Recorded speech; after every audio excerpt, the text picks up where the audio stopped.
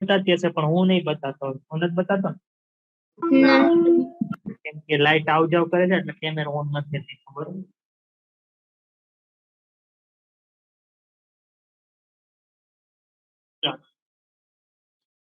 તો ઇવોલ્યુશન એટલે શું થાય? તો કે સર ઇવોલ્યુશન નું ગુજરાત થાય ઉત્ક્રાંતિ. ઉત્ક્રાંતિ એટલે શું? તો કે સર એક સજીવ છે એમાં કઈક ફેરફાર થાય, નવી જાતિનું ઉત્પન્ન થાય, ને મળતી આવતી નવી જાતિનું ઉત્પન્ન થાય, એને શું કહેવાય? ઉત્ક્રાંતિ તરીકે ઓળખવામાં આવે. સમજાય છે? સમજ. હોમો સેપિયન્સ છે, હોમો હિબિલિસ છે, એ બધા હોમો સેપિયન્સ એટલે કે હોમો પ્રજાતિની જે અલગ અલગ જાતિ આવી, એ બધી અલગ અલગ જાતિ છે એ બની કેવી રીતે? તો કે સર એની અંદર ઉત્ક્રાંતિ થઈ એને લીધે થયું. તો આપણને ખબર, જયારે પૃથ્વી બની હતી ત્યારે એમાં કઈ હતું નહીં, તો ત્યારે શું હતું એ આપણે ભણશું. પૃથ્વીમાં જેમ જેમ પ્રક્રિયા થતી ગઈ એમ કેવી રીતે પેલો સજીવ આવ્યો એ આપણે જોવાના છે. પેલો સજીવ આવ્યો પછી એમાંથી કેવી રીતે અલગ અલગ સજીવ બન્યા, પાણીમાં રહેવા વાળા સજીવ હોય કે પછી જમીન ઉપર એટલે કે સ્થળ ઉપર આવતા રહેતા સજીવો છે, કેવી રીતે નિર્માણ પામ્યું. આપણને અમુક થાય કે સસ્તન છે, તો કે સસ્તન સમુદાયના પ્રાણીઓ છે એ માછલી જેવાય છે, ખબર છે ને? વેલ છે, ડોલ્ફિન છે, સીલ છે, એ બધા માછલી જેવા લાગે, પણ માછલી સસ્તન. તો કે સર સસ્તન છે એ પાણીમાં રહે એવા કેમ બની ગયા? ચામાચીડું છે ઉડે એવું કેમ બની ગયું? ઉત્ક્રાંતિ તો થઈ હશે ને, એને લીધે આ બધું થાય છે. તો એ કેવી રીતે થાય, કયા કયા પ્રકાર છે, એની આપણે ચર્ચા આજે કરવાના છીએ. છેલ્લે છે હાર્ડી વેનબર્ગ નો સિદ્ધાંત છે, અને છેલ્લે મનુષ્યના અલગ અલગ પદ આપેલા છે, એના વિશે ચર્ચા કરવાની છે. ખબર પડી બધાને એટલી વસ્તુ? કઈ આમાં કઈ અઘરું લાગ્યું હોય તો બોલ, હું બોલો એમ. એટલું ક્લિયર થયું બધાને? અત્યારે આપણે શરૂ કરીએ છીએ. આપણે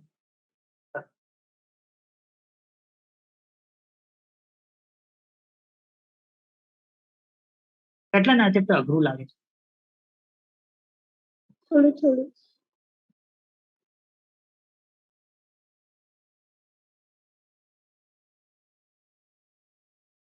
અઘરું નથી, ઈઝીમાં ઈઝી ચેપ્ટર છે.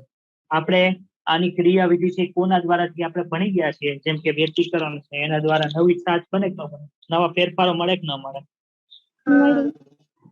પછી પુનઃ સંયોજન થાય એને લીધે પણ આપણને જોવા મળે, ક્યારેક વિકૃતિ થયું એને લીધે જોવા મળે ને, એ બધું આપણે ભણવાનું છે. બીજું કઈ મોસ્ટ ઓફ સમજવાનું આસ્પેક્ટ છે, તમે ભણી ગયા, કઈ ટેન્શન લેવું નહીં. ઉદ્વિકાસીય જીવ વિજ્ઞાન એટલે શું? તો કે જીવન સ્વરૂપના પૃથ્વી પરનો ઇતિહાસનું વર્ણન કરે. પૃથ્વી પર જે જીવન આવે છે એના ઇતિહાસનું વર્ણન કરો, કે જે સજીવો જોવા મળે એનું બધાનું વર્ણન કરો. તો વચ્ચેની પ્રોસેસ કઈ છે? ઉદ વિકાસ થયો એ પ્રોસેસ છે. તેમ શું કે એનો ઉપયોગ છે જીવ વિકાસીય ઉદ વિકાસ તરીકે, જીવ ઉદ વિકાસીય જીવ વિજ્ઞાન તરીકે. લાખો વર્ષોથી પૃથ્વી ઉપર વનસ્પતિ અને પ્રાણીમાં થતા ફેરફારોને સમજવા માટે આપણે જીવનની ઉત્પત્તિ કેવી રીતે થઈ છે એની સમજ કેવી પડે. ભાઈ અત્યારે તમે 11માં આવ્યા હતા ત્યારે ફિઝિક્સ નવું આવ્યું હતું, કેમેસ્ટ્રી નવું હતું, બાયોલોજી તમે ભણતા જ હતા વિજ્ઞાનની અંદર, પણ તો આ નવું નવું આવ્યું તમે એની સમજ કેળવી પછી તમને આવડવા માંડ્યું. તો ઉત્ક્રાંતિ તમને સમજવું હોય તે કેવી રીતે ઉત્પન્ન થયા એની તમારે સમજ કેળવવી પડે. સમજાય છે એટલી વસ્તુ? એટલે કે પૃથ્વી, તારા અને છેક સ્વયં બ્રહ્માંડનો વિકાસ છે એની થોડી થોડી વસ્તુ જોઈએ. લાંબી લાંબી અટકળબાજીઓ અને પૂર્ણ કાલ્પનિક વાર્તાનો ક્રમ છે સાંભળવાનો કે આવી રીતે બ્રહ્માંડ બન્યું, આવી રીતે બનવાનું, આમાં એ થોડીક ગાથાઓ પણ આપણે ભણવાની છે હમણાં આવે. આ ગાથા પૃથ્વીના ઉદ્વિકાસના સંદર્ભમાં અને બ્રહ્માંડના ઉદ્વિકાસની પૃષ્ઠભૂમિને એટલે કે પાછળની જે ભૂમિકાઓ છે એની સાથે જીવન કેવી રીતે જોડાયેલું છે, જીવન કેવી રીતે ઉત્પન્ન થયેલું છે, એમાં કયા કયા સ્વરૂપો જોવા મળ્યા, એમાંથી નવા સ્વરૂપો આવે તો કઈ રીતે થાય છે અને કેવી રીતે જૈવ વિવિધતા ઉત્પન્ન થાય એ આપણે જોવાનું છે. ક્લિયર થયું બધાને? તો જીવનની ઉત્પત્તિ ક્યારે તો જોઈએ છે સમજાણો. અત્યારની વસ્તુ તમને તમારી પાસે બોલપેન પડી છે એ અત્યારે જ પડી છે, શું કામ એવું બધે? તો નજીક છે પણ તારાથી દૂર છે. તમે જયારે આવી ખુલ્લા આકાશની અંદર જો તમે વીતેલા સમયે જો, અત્યાર સમય તારાઓ વચ્ચેનું અંતર છે પ્રકાશ વર્ષમાં માપવામાં આવે છે. આપણે જે આજે વસ્તુ જોઈએ છે અત્યારે આજુબાજુમાં પડી છે તે એવી પ્રકાશ કે એમાંથી નીકળતી પ્રકાશની યાત્રા લાખો વર્ષ પહેલા શરૂ થઈ હશે. અત્યારે તમે તારાને જોશો ત્યાંથી પ્રકાશ નીકળ્યો હશે એ લાખો વર્ષ પહેલા નીકળ્યો. ત્યારે તમારી બાજુમાં ટોર્ચ હોય કે ટોર્ચમાંથી પ્રકાશ નીકળે છે એ તરત જ નીકળશે, એ અત્યારની. તારાઓ છે આપણાથી અબજો કિલોમીટર દૂર છે. ત્યાંથી હાલ આપણી આંખ સુધી પહોંચી રહ્યા છે. જો કે આપણે આપણી આસપાસની વસ્તુઓ જોઈએ છે ત્યારે તે તરત દેખાય છે, કારણ કે તે વર્તમાન કાળની છે. તેથી જ તે આપણે તારાઓ જોઈએ છીએ ત્યારે આપણે વર્ષો પહેલાની ઝાંકી કરીએ છીએ, જેમ કે લાખો વર્ષો પહેલા. ખબર પડી? હા. જીવની હા. ઉત્પત્તિ બ્રહ્માંડના ઇતિહાસમાં એક વિશેષ ઘટના માનવામાં આવે છે. જીવન ઉત્પત્તિ. બ્રહ્માંડ મોટું છે, આપણને ખબર છે. અત્યાર સુધી તો આપણે એવું જ માની છે કે પૃથ્વી છે ક્યાંય જીવન નથી. એના સંશોધનો હાલ તેના સંદર્ભમાં કહીએ તો પૃથ્વી છે, આખા બ્રહ્માંડ જો તો પૃથ્વી કેટલું ગણે?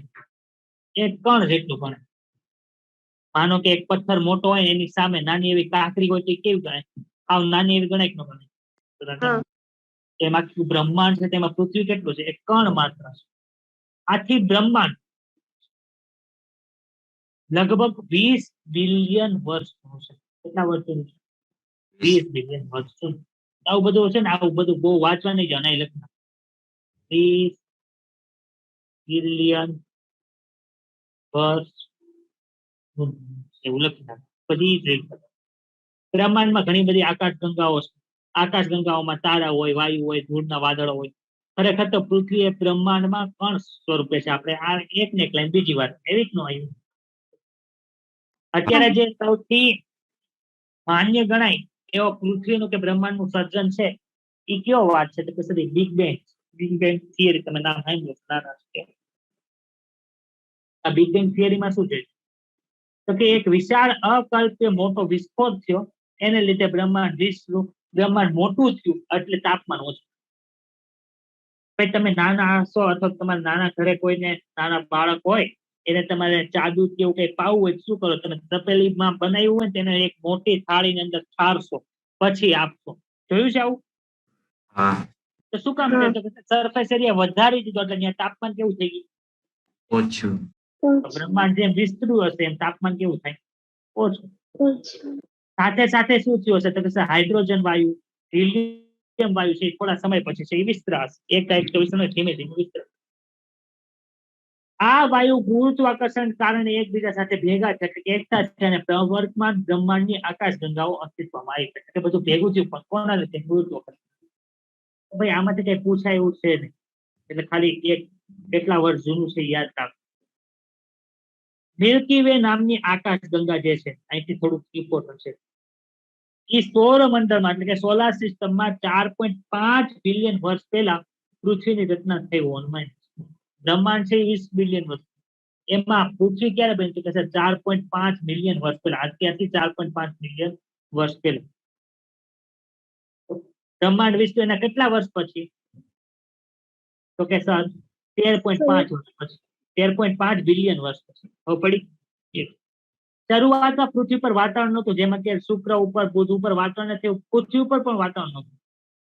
પછી શું થયું? તો કે સર પાણીની બાષ્પ આવી, મિથેન, કાર્બન ડાયોક્સાઇડ અને એમોનિયા જેવા પીગળેલા દ્રવ્યો મુક્ત થયા અને પૃથ્વીની સપાટીને ઢાંકતા ગઈ.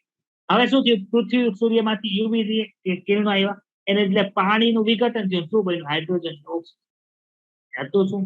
એક H2O હતો, CO2 હતું, CH4 હતું, પછી પૃથ્વી પર પડી અને પૃથ્વી ઉપર જે મોટા મોટા મોટા મોટા ખાડાઓ હતા એ છે દરિયાની અંદર નિર્માણ થયા. પૃથ્વીની ઉત્પત્તિ થઈ ગઈ. એના 500 મિલિયન વર્ષ પછી પૃથ્વી પર જીવ દ્રશ્યમાન થયો. એટલે કે અત્યારથી 4 બિલિયન વર્ષ પહેલા પૃથ્વી પર જીવ આવ્યો. પૃથ્વી અત્યારથી કેટલા વર્ષ પહેલા બની? તો 4.5 બિલિયન. એમાં 500 મિલિયન પછી 4.5 બિલિયન માંથી 500 મિલિયન કાઢ નાખો તો વધે કેટલું? 4 બિલિયન વર્ષ. સમજણ પડી? તો જીવન છે એ હું હકીકતની અંદર અંતરિક્ષમાં આવ્યું એટલે એલિયન અહીં આવીને આપણે બે એવું છે? તો પ્રશ્ન પૂછો. તો કેટલાક વૈજ્ઞાનિકો હજી માને છે કે તે બહાર આવ્યું. કેમ બહાર આવ્યું? તો કે પહેલાના ગ્રીક વિચારકો હતા એવું માનતા હતા કે જીવનના એકમો છે એ સ્પોર્સ તરીકે ઓળખવામાં આવે છે. પૃથ્વી સહિતના વિવિધ ગ્રહોમાંથી સ્થળાંતરિત થયા અહીંયા. બહાર કે એલિયન હતા એ અહીંયા આવ્યા ને અહીંયા ગ્રીક એવું કહેવામાં આવે છે. ગ્રીક જેને પેન્સપર્મિયા વાત તરીકે ઓળખવામાં આવે ને અમુક ખગોળશાસ્ત્રીઓ હજી પણ એ માને છે કે આવી રીતે આ પહેલો વિચાર છે. ઘણા સમય સુધી એવું માનવામાં આવ્યું હતું કે જીવ છે સડતી વસ્તુ હોય કે કઈક કોહવાતી વસ્તુ હોય ને, જેવી કે ઘાસ છે, કાદવ છે, એમાંથી પોતાની મેળે સડતી વસ્તુમાંથી ઉત્પન્ન થાય છે.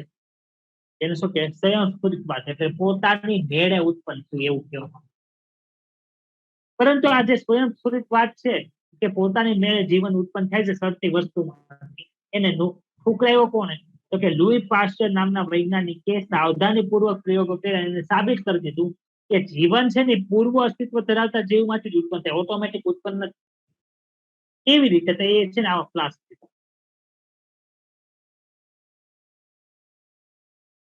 એક ક્લાસ ની અંદર શું કરી નાખ્યું? તો કે સર એક ક્લાસ ની અંદર જંતુ રહિત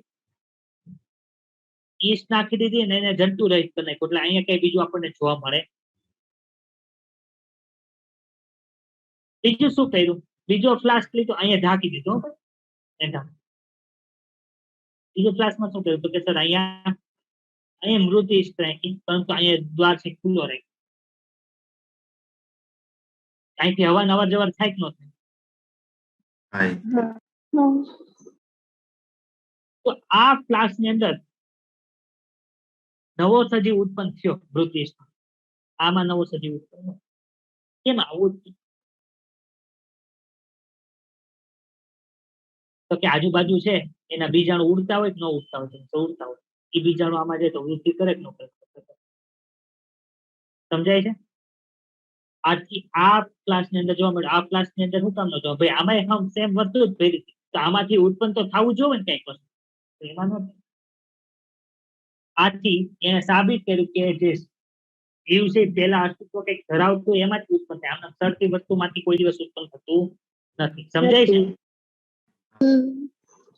તેમણે જોયું કે જંતુ રહિત પ્લાસ્મા મૃત ઈસ્ટને રાખવામાં આવે તો નવો સજીવ છે એ પેદા થતો નથી. જંતુ રહિત શું કામ કહે? તો કે સર એમાં બેક્ટેરિયા કઈ હોવું ન, એના ઇન્ફેક્શન થી કઈક બીજું ઉત્પન્ન. ત્યારે બીજા ફ્લાસ્કમાં ખુલ્લી હવા દાખલ કરતા મૃત ઈસ્ટમાંથી નવો સજીવ ઉત્પન્ન થવો જોવા મળ્યો. આથી સ્વયંસ્ફુરિતવાદ છે એ કેવો છે? ખોટો છે. સ્વયંસ્ફુરિતવાદ છે એને કાયમી અવગણવામાં આવ્યો છે. પોતાની રીતે કોઈ થતો નથી. અહીં આપણને ખબર પડી સજીવ છે એ પેલા અસ્તિત્વ ધરાવતા હોય એમાંથી ઉત્પન્ન થાય છે, પરંતુ આ પ્રયોગ પછી આપણને એ નથી ખબર પડતી કે સૌ પ્રથમ જીવન છે એ પૃથ્વી ઉપર કેવી રીતે આવી, એ આની ઉપરથી ખબર પડતી નથી. ખબર પડ્યું? એટલું સમજાય છે? તો અત્યારે આપણને એ ખબર છે, તમને બધાને ખબર છે કોષની અંદર શું જોવા મળે? એમિનો એસિડ જોવા મળે, પ્રોટીન જોવા મળે, કાર્બોહાઈડ્રેટ જોવા મળે, ન્યુક્લિક એસિડ જોવા મળે, એવું બધું જોવા મળે. પહેલા તો એવું કઈ ખબર નહોતું. તો શું કર્યું? વૈજ્ઞાનિક પ્રયોગ કર્યો. ક્યાં વૈજ્ઞાનિક કર્યો? તો કે સર રશિયાના વૈજ્ઞાનિક છે ઓપેરિન અને ઇંગ્લેન્ડના વૈજ્ઞાનિક છે હાલ્ડેન. એમને પ્રયોગ કર્યા અને એમને એવું દર્શાવ્યું કે પૂર્વ અસ્તિત્વ ધરાવતા અજૈવિક કાર્બનિક અણુઓ, ભાઈ તમે ન્યુક્લિક એસિડ ને લેબોરેટરીમાં બનાવીને મૂકી દો તે જીવંત કહેવાય? કોષની અંદર એ હોય તો કામ કરતું હોય તો જીવંત કહેવાય. સમજાણું? અહીંયા પૂર્વ અસ્તિત્વ ધરાવતા અજૈવિક કાર્બનિક અણુઓ જેવા કે આરએનએ, પ્રોટીન વગેરે પહેલો સજીવ, સૌથી પહેલો જે સજીવ છે ને એ આવું કંઈક અકાર્બનિક બનાવે. તો કે કેમ? તો અકાર્બનિક કોણ હોય? તો કે કાર્બન, ઓક્સિજન, હાઇડ્રોજન એવા એકલા એકલા પડ્યા છે અકાર્બનિક અણુ કહેવાય. બધા ભેગા થાય ત્યારે કાર્બનિક અણુ બને. તો જો જીવની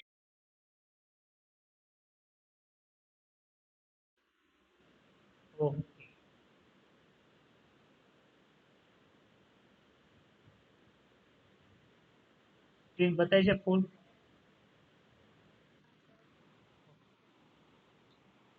મછલી જલ કી રાની હે ત્યાં પહોંચ્યા હતા. હવે સસ્તન છે ને ખાવાનું નથી મળતું, પણ ખાવાનું ક્યાં મળ્યું? તો કે સર એને મળ્યું પાણીની અંદર. સસ્તન તો પહેલા જ પાણીમાં નહોતા રહી શકતા, હવે એને શું કર્યું હશે? એવા અનુકૂલનો સાઈઝ ખબર પડી? સસ્તન ક્યાં આવી ગયું? પાણીની અંદર રહેવું.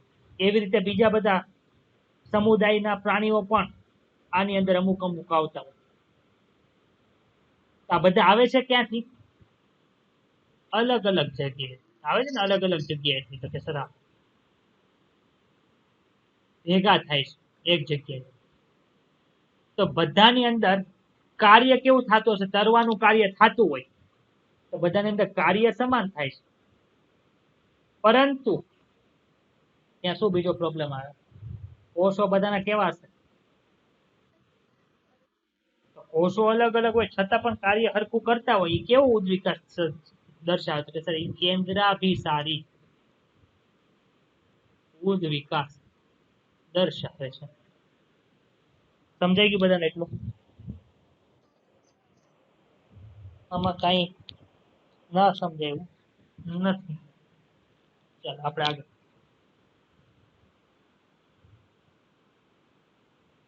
ક્યાં હતા? આ સમાનતાઓ પરથી નક્કી કરી શકાય કે શું નક્કી કરી શકાય? કે સમાન પૂર્વજોમાંથી હાલના જીવો છે ઉતરી આવ્યા હશે કે નથી ઉતરી આવ્યા. ઉદાહરણ તરીકે વેલ, ચામાચીડિયા, ચિત્તા અને માનવ, એ બધાના અગ્ર ઉપાંગના અસ્થિઓ જોવો ને તો એ બધાની પેટર્ન છે ને હરખી છે. કેવી રીતે?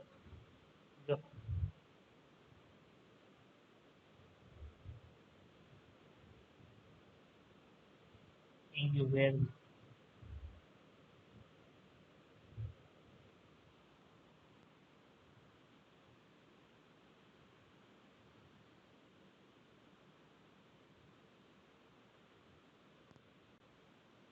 જો આ બતાવીશ તમને.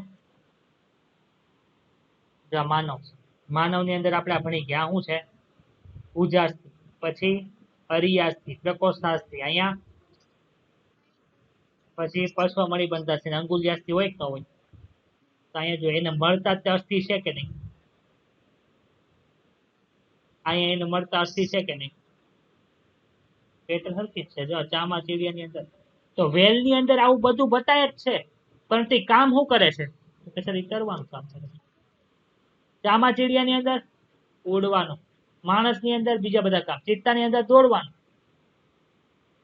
તો અહીંયા બધાની રચના સમાન છે, પણ કાર્ય સૂચવે ભાઈ અપસારી ઉદ્વિકાસ સૂચવે છે. અને આ બધાની રચના સમાન છે, કાર્ય અલગ છે. તો આ બધા અંગને કેવા અંગ કહેવાય? સર, એને કહેવાય છે હોમોલોગસ ઓર્ગન તરીકે ઓળખવામાં આવે. ઇંગ્લિશ પણ યાદ રાખજો ને.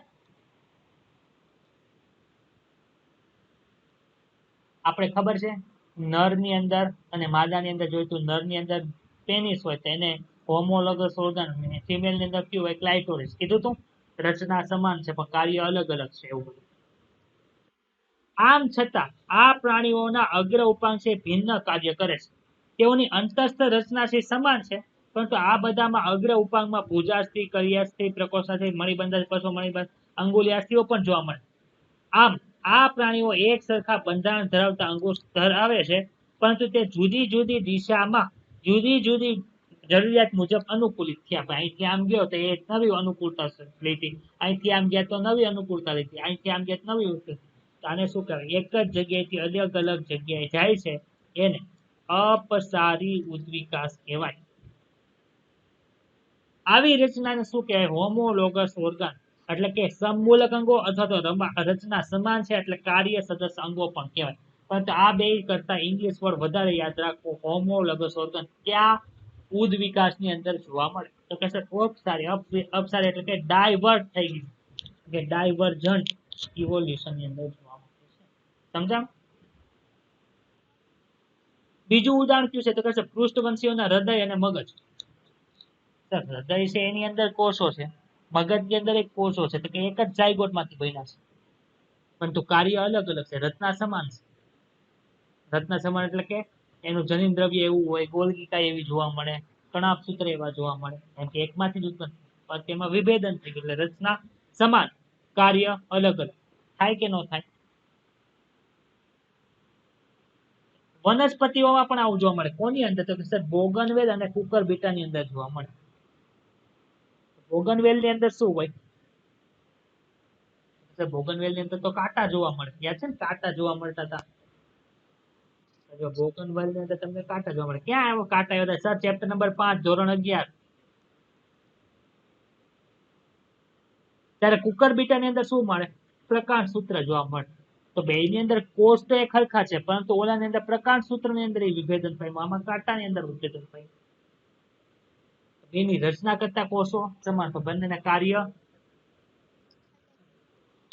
તો જો બોગનવેલના કર્ટક અને કુકરબીટાના પ્રકાંડ સૂત્ર છે રચના સદસ્ય અંગો, એટલે કે રચના બેની સમાન છે પરંતુ કાર્ય અલગ અલગ છે. તો અહીંયા રચના સદસ્યતા અથવા તો સમમૂલક અંગો એ કોની ઉપર આધારિત છે? તો કે અપસારી ઉદ્વિકાસ ઉપર આધારિત છે. સમજાણું કે ન સમજાણું? અઘરું છે, ખેલું છે? હવે હમણાં જોયું તો આપણે કે કાર્ય સમાન કરતા હોય પરંતુ રચના અલગ અલગ, જેમ કે તરવાનું કાર્ય હરખું છે એટલે શું કહેવાય? કાર્ય સદસ્ય અંગો કહેવાય. બરાબર છે? જ્યારે કાર્ય સદસ્યતા બિલકુલ વિપરીત છે, જેમ કે પતંગિયા અને પક્ષીની પાંખ છે સરખી દેખાય છે પણ તેની અંદરની રચના જોવા જાવ તે સમાન નથી. કાર્ય સમાન કરે તો પતંગિયું છે કેમાં આવે? બોલો તો કયા સમુદાયનું પ્રાણી છે? Very good સંદીપાન. પતંગિયાનો કે ઉલ્લેખ નથી થયો, પણ પતંગિયાનું ચિત્ર આપેલું તમારે ડાયાગ્રામ આપેલો છે એનસીઆરટી માં, ખબર છે ને? જમણી બાજુ ખૂણામાં પીળા કલરનું પતંગિયું છે, એ છે શું? સંદીપાન. પક્ષી છે એ શું છે? વિહગ. વિહગ વર્ગ છે સમુદાય છે?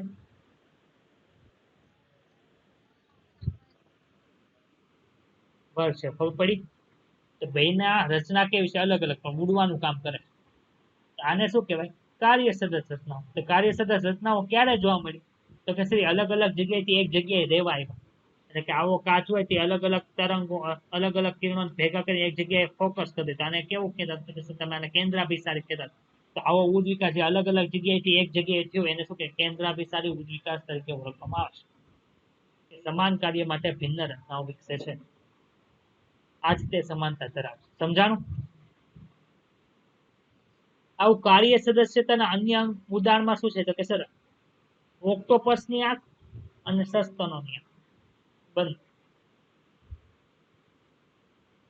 પેગ્વિન અને ડોલ્ફિનના ફ્લિપર્સ. પેગ્વિન છે ઈ તરવા માટે ફ્લિપર્સ નો ઉપયોગ કરે, ડોલ્ફિન છે તરવા માટે ફ્લિપર્સ નો ઉપયોગ કરે, પરંતુ બંનેની રચના સમાન. ઓક્ટોપસની આંખ શું કરે? જોવે. આપણી આંખ શું કરે? જોવે. પણ આપણી આંખ ને ઓક્ટોપસની આંખ સરખી હોય ને. ઓક્ટોપસ કેની અંદર આવે ભાઈ? કયા સમુદાયની અંદર આવે? સાયન્ટિફિક નેમ શું છે? ઓક્ટોપસ જ કહેવાય, પરંતુ એનું બીજું નામ એનસીઆરટી ની અંદર આપેલું છે. બોલો યાદ છે કોઈને? Devil fish. Devil fish. Very good. રાક્ષસ જેવું બતાવે એટલે એનું નામ પાડ્યું ડેવિલ. પાણીમાં રહે છે એટલે ફિશ, પણ એ હકીકતની અંદર મત્સ્યની અંદર આવતું નથી. કોની અંદર આવે? ખબર પડી ગઈ બધાને? કોઈ એવું કહી શકે કે સમાન નિવાસ સ્થાનોને પરિણામે સજીવના જુદા જુદા સમૂહને સમાન અનુકૂલો કરવા પડે? ભાઈ રહે છે બધા પાણીમાં, ભલે ગમે ત્યાંથી આવ્યા, તેને અનુકૂલનો કેવા કરવા પડે? સમાન. શકરિયા શું કરે? ખોરાકનો સંગ્રહ. તેની અંદર મૂળનું રૂપાંતર. બટેટા શું કરે? ખોરાકનો સંગ્રહ. પણ એક પ્રકારનું બંનેનું કાર્ય ખોરાક સંગ્રહ છે. કાર્ય સમાન છે પણ રચના અલગ અલગ. આ જેને શું કહે? કાર્ય સમાન. ક્લિયર બધાને? આમાં કોઈને કઈ ડાઉટ થાય છે તો બોલી જાઓ.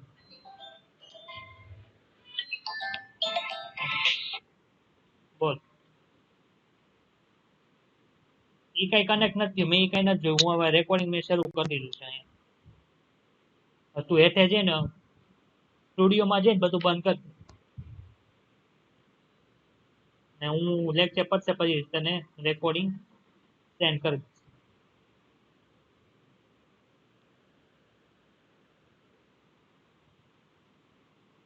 ચાલો ખબર પડી ગઈ? સમમૂલક અંગો અથવા તો રચના સદસ્ય અંગો, કાર્ય સદસ્ય અંગો કોને કોને કહેવાય, એને રીતે કયો ઉદ્વિકાસ થયો હોય ખબર પડે જ બધાને?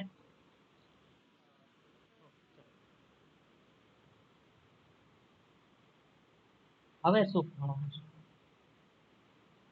આ આપણે શું જોયું? રચનાને લીધે જોયું કે રચના કેવી છે, કાર્ય કેવા છે. પરંતુ ભાઈ આપણા શરીરની અંદર જેવી રીતે પ્રોટીન બને છે એવી રીતે વનસ્પતિ પ્રોટીન બને કે નથી બનતું? કેવી રીતે બને? ડીએનએ માંથી એમઆરએનએ બને, એમઆરએનએ માંથી પ્રોટીન બને. એ રચના છે બધાની અંદર હરખી છે કે અલગ અલગ છે? હરખી છે. તો ઈ પણ સમાન પૂર્વજ હોય એવું દર્શાવી શકે કે ન દર્શાવી શકે?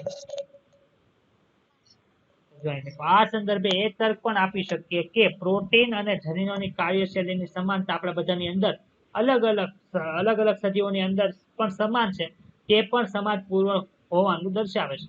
જૈવ રાસાયણિક સમાનતાઓ પણ એવા સમાન પૂર્વજવાદ પરંપરા તરફ ઇશારો કરે છે, જેવી કે વિવિધ સજીવો વચ્ચે રચનાત્મક સમાનતાઓમાંથી ભાઈ રચનાત્મક સમાનતા બધાની અંદર હતી, જેમ કે ચામાચીડિયું, વેલ, માણસ, કે બધાની અંદર અસ્થિઓની સંખ્યા સમાન હતી, દર્શાવતા હતા ને. એવી રીતે જે કેમિકલ છે સમાન જોવા મળતા હોય, માનો કે મેલેનિન છે આપણી અંદર જોવા મળે, બીજા પ્રાણીઓની અંદર જોવા મળતું, એ પણ શું કહેવાય? જૈવ રાસાયણિક સમાનતા. ક્લિયર? મનુષ્ય પસંદ કરેલ વનસ્પતિ અને પ્રાણીઓનું કૃષિ, બાગાયત, રમતગમત અથવા તો સુરક્ષા માટે સંવર્ધન કરાવ્યું છે. મનુષ્ય ઘણા વન્ય પ્રાણીઓને પાકોને પાલતુ બનાવી નાખ્યા, જંગલી પાકોને પાલતુ બનાવી નાખ્યા, ખાવા મળે. આવા સંકરણના સઘન કાર્યક્રમો યોજીને એક જાતમાંથી બીજી જાત પણ વિકસાય છે. એક્ઝામ્પલ તરીકે કૂતરા. પરંતુ તે હજુ પણ એક જ સમૂહની છે, કે જે જગ્યાએ કહેવાય એ જ સમૂહના કહેવાય કે ન કહેવાય? આ કેવું થાય છે? આવું જો કુદરતી રીતે કરવું હોય તો કેટલા વર્ષો વહી જાય? લાખો વર્ષો. મનુષ્ય 100 વર્ષોમાં નવી જાતિ વિકસાવી શક્યો હોય, ભાઈ આપણે હમણાં કોરોનાની અલગ અલગ સ્ટ્રેન જોઈએ કે ન જોઈએ? એટલું બધું એક વર્ષની અંદર કેટલા 2-3 નવા વાયરસ બનતા હતા. એવું થયું, ઉત્ક્રાંતિ થતી હતી ને, ક્યાંક પ્રોસેસના લીધે થતી હશે. તો મનુષ્યને લીધે આવું નવા નવા સજીવો બને છે, તો કુદરતની રીતે નવા નવા સજીવો ન બને? બને ને, વિવિધતા આવે ને. પણ ફરક એટલો છે, મનુષ્ય દ્વારા જે કઈ બધી પ્રોસેસ થાય છે બધી સ્પીડમાં થાય છે, જ્યારે અહીંયા કુદરતી રીતે થતી હોય કેવી હોય છે? ધીમા ગાળે. ક્લિયર?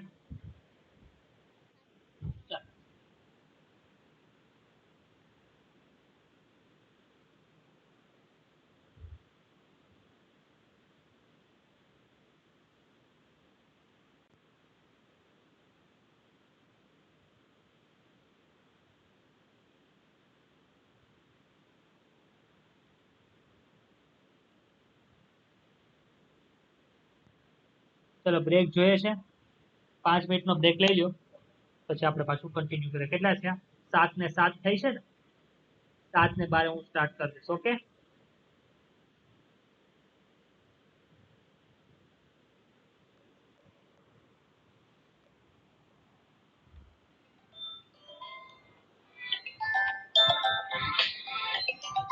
બોલ.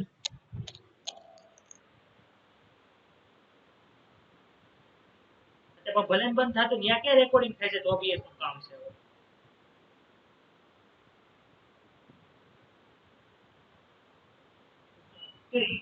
યુટ્યુબમાં આવે છે કઈ?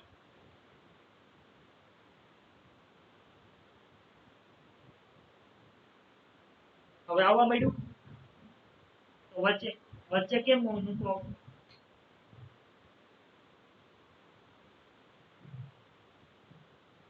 ભલે રેવા દે, બીજું હું. હું અહીંથી પછી બંધ કરી દઈશ. જો આવી ગયું હોય તો, નો આવ્યું હોય તો પછી બંધ કરી દઈશ. તું સ્પેસિફિક કરી લે. સારું, હા તો રેવા.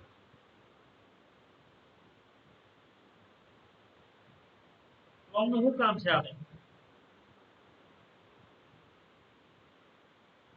લાઈવ કરેલું જ છે ને તે. શટડાઉન નથી કર્યું ને તે કમ્પ્યુટરને? આજે કઈ નહીં, ભલે વાંધો નહીં. હા વાંધો નહીં.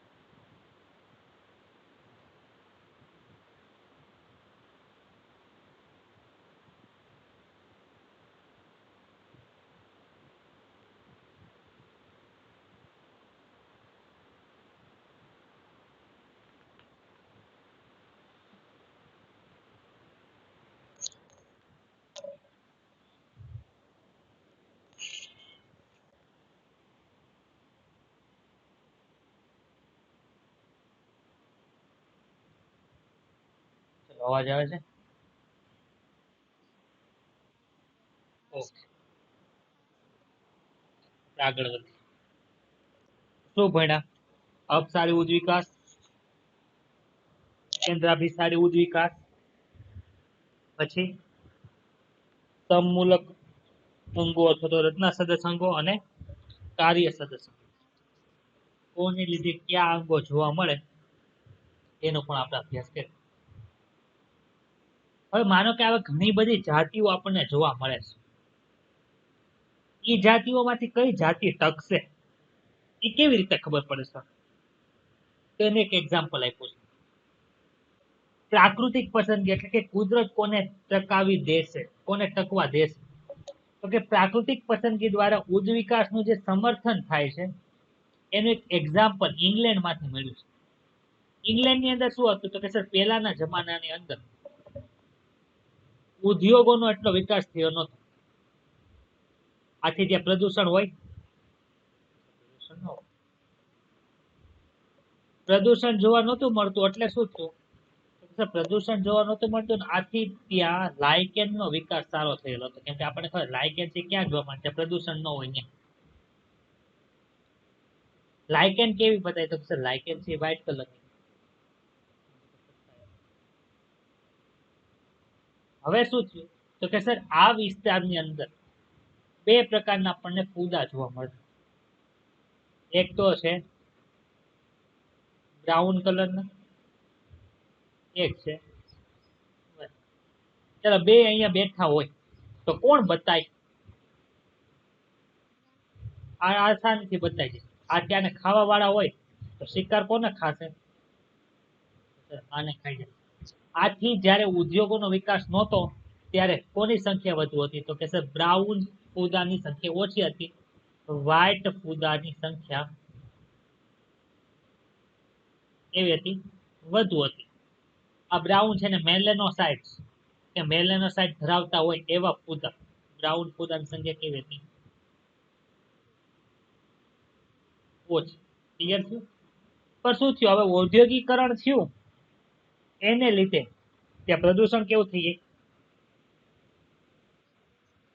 ઔદ્યોગિકરણ પછી પ્રદૂષણ વધી ગયું. તો લાઇકેન જોવા મળે? લાઇકેન જોવા ન મળે. શું કામ સર ન જોવા? કે સર પ્રદૂષણ પ્રત્યે સંવેદનશીલ છે. સંવેદનશીલ છે એટલે શું થાય તો કે સર હંમેશા SO2 એટલે સલ્ફર ડાયોક્સાઇડ પ્રત્યે સંવેદનશીલ હોય. જ્યાં SO2 પ્રમાણ વધુ હોય ત્યાં પ્રદૂષણ વધુ છે એટલે ત્યાં લાઇકેન જોવા ન મળે. જ્યાં તમને લાઇકેન જોવા મળે એનો મીનિંગ ત્યાં પ્રદૂષણ ઓછું છે. સમજાણું? તો લાઇકેન નથી એટલે વ્હાઇટ બેકગ્રાઉન્ડ ધરાવતું નથી એટલે શું થયું તો કે સર અત્યારે તો ધુમાડો ને બુમાડો હોય એટલે આવો ઝાડવા હોય ને ત્યાં પણ મેસ લાગી ગયું. આથી શું થયું? જે બ્રાઉન કલરના ફૂદા હતા ને એ અહીંયા બેઠા હોય અને વ્હાઇટ કલરના બેઠા હોય. કોણ જલ્દીથી બતાવી જાય? તો વ્હાઇટ કલરના છે જલ્દી બતાવી. ઔદ્યોગિકરણ પછી શું થયું? વ્હાઇટ ફૂદાની સંખ્યા ઘટી ગઈ, બ્રાઉનની સંખ્યા. આથી જીવશે કોણ? તો કે એવા વ્હાઇટ ફૂદા કે જે પોતાને બ્રાઉન ની અંદર ટર્ન કરી નાખે, ફેરવી નાખે, એ જીવી શકે. બાકી મરી જાય. કેમ મરી જાય? તો કે શિકાર દ્વારા ખવાય. ખબર પડે છે? સમજાય છે? આથી એને પરિવર્તન પામવું જ પડે જેને જીવવું હોય તો. જો અહીંયા બતાય તમને પેલા થડ ને એ બધું કેવું હતું? આછા રંગનું હતું. આથી આ બચી જતા હતા, આ નાશ પામતા હતા. પછી ઔદ્યોગિકરણ પછી આ બચે છે ત્યારે આ નાશ પામે. મેલેનોસાઇટ ધરાવતા ફૂદ. પેલો છે અપ્રદૂષિત વિસ્તાર છે. આ છે કેવો છે? પ્રદૂષિત વિસ્તાર છે. બી આકૃતિ આની હવે પડી.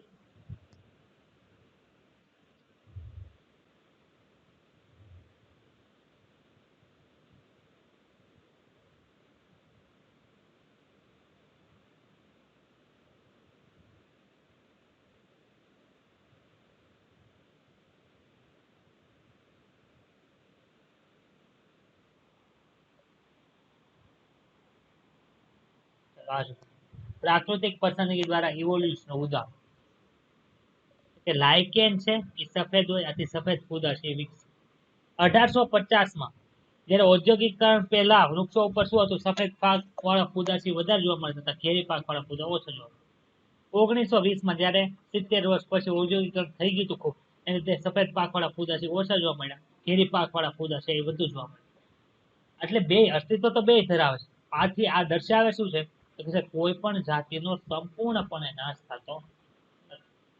ક્લિયર થયું? સમજાય છે?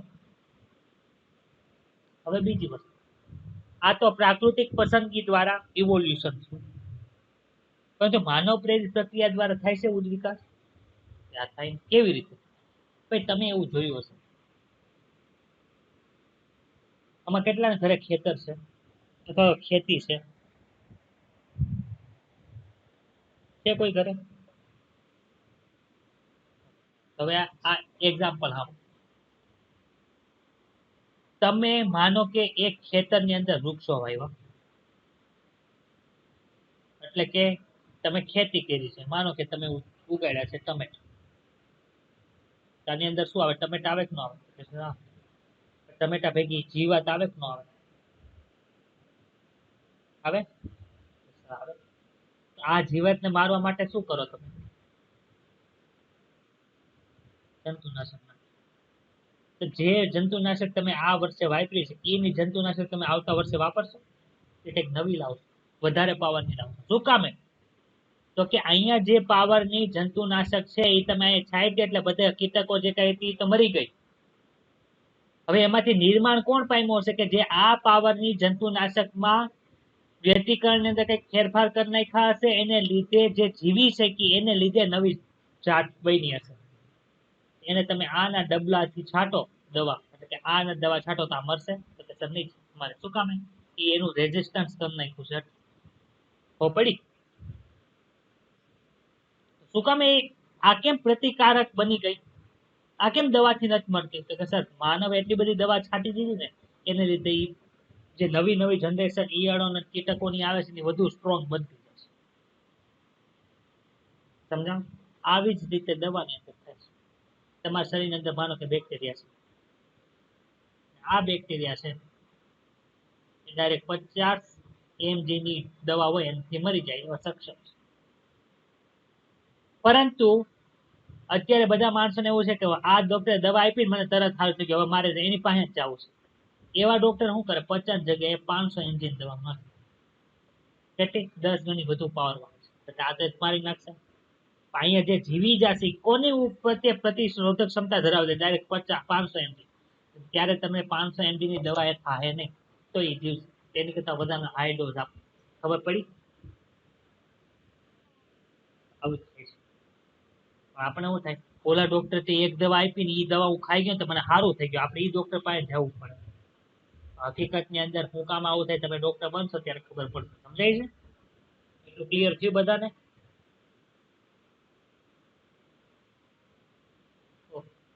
માનવ પ્રેરિત પ્રક્રિયા દ્વારા કેવી રીતે ઉદ્વિકાસ થઈ સમજાય એનો?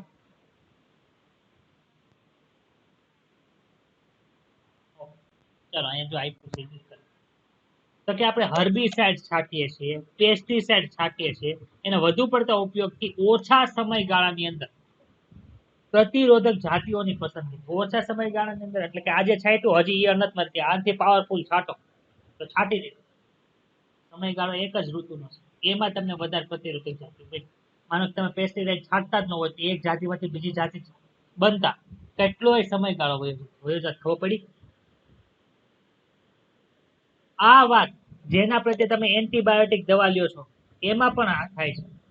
પ્રતિરોધી સજીવો અથવા તો કોષો ખૂબ જ જલ્દી એટલે કે શતાબ્દી એટલે કે 100 વર્ષોની અંદર નહીં, અમુક મહિના કે વર્ષોની અંદર નવી જાત બનાવે જે તમે જે દવા આપી છે, જે તમે દવા છાંટી છે એની પ્રતિરોધી બને.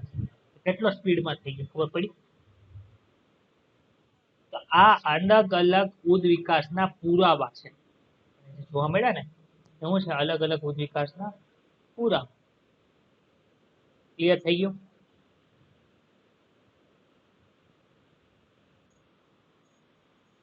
આ બધી વસ્તુ છે થઈ ગઈ છે. આ તમારે અહીં લખ્યું છે ઉદ વિકાસ છે પ્રારંભવાદના અર્થમાં નિદર્શન થયા. અહીંયા પ્રારંભ હતું એનું એને લીધે થયું હતું તો કે સર નહીં. કેવી પ્રક્રિયા છે તો કે સર જ્યારે દવા છાંટી ત્યારે બધા મરતા હતા, બધાને તક હતી કે નહીં ફેરવાર થવાની. અત્યારે બધા નીટની તૈયારી કરે છે, બધાને તક છે કે નહીં એમબીબીએસ માં સિલેક્ટ થવાની? તો કે સર હા. પણ જે છેલ્લે સુધી મહેનત કરશે એ સિલેક્ટ થાય, બાકી તો થાય નહીં. તો પ્રકૃતિમાં તકની ઘટના કેવી રીતે મળે? તો કે સર કંઈક વિકૃતિ થઈ ને એના લીધે કંઈક સારું થઈ ગયું એ નવો સજીવ બનશે, અથવા તો કંઈ પણ વ્યતિકરણને લીધે ફેરફાર થયા તો એને લીધે પણ એ કેવી પ્રક્રિયા સ્ટોટેક્ટિક પ્રોસેસ છે. સમજાવ? એક પ્રમાણે એક શરૂ જ રહી સ્ટોટેક્ટિક. ક્લિયર? ડાઉટ તો બોલો.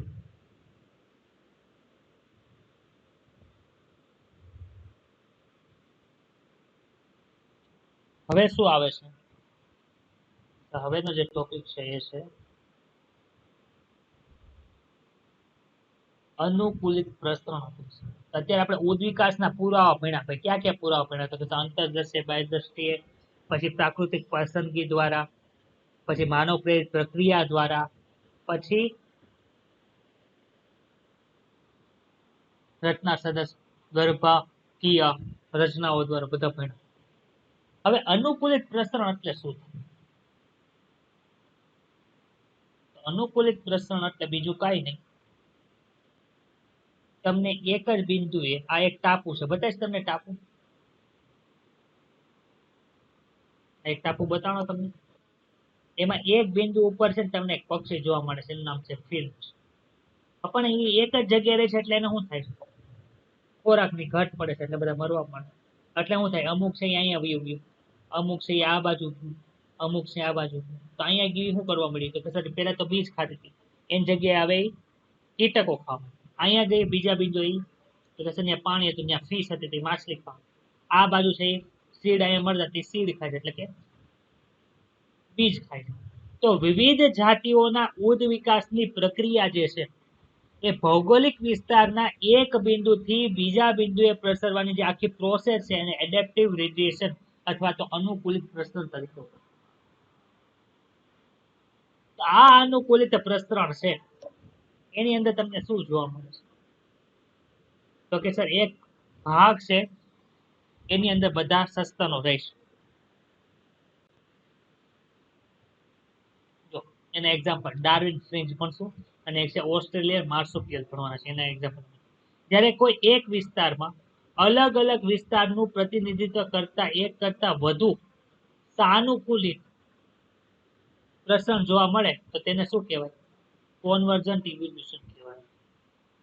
અહીં અનુકૂલિત આ એક વિસ્તાર છે, આમાંથી એક અહીંથી આવ્યું, બીજું અહીંથી આવ્યું, ત્રીજું અહીંથી આવ્યું, ચોથું અહીં, પાંચમું આવ્યું. આને શું કહેવાય? કેન્દ્રાભિસારી કહેવાય. કેન્દ્રાભિસારી ઇંગ્લિશમાં કોન્વર્જન્ટ. ક્લિયર થયું? કોન્વર્જન્ટ વિકાસ. તો આમાં શું હશે સર? રચના અલગ અલગ હશે બધાની, કાર્ય સમાન. ક્લિયર થયું? બધાને સમજાય છે? તો કે એક વિસ્તારની અંદર એક પ્રાણીએ શું કર્યું? એક જગ્યાએથી બીજી જગ્યાએ આવ્યું તેને એક અનુકૂલિત પ્રસરણ કીધું. બીજું એવું પ્રાણી છે એ એક જગ્યાએથી બીજી જગ્યાએ આવ્યું તેને અનુકૂલિત પ્રસરણ કીધું. તો આવા ઘણા બધા અનુકૂલિત પ્રસરણો છે જે એક વિસ્તારની અંદર તમને જોવા મળે. તેને શું કહેવાય? કેન્દ્રાભિસારી ઉદ્વિકાસ અથવા તો કોન્વર્જન્ટ ઇવોલ્યુશન તરીકે ઓળખવામાં આવે. ક્લિયર?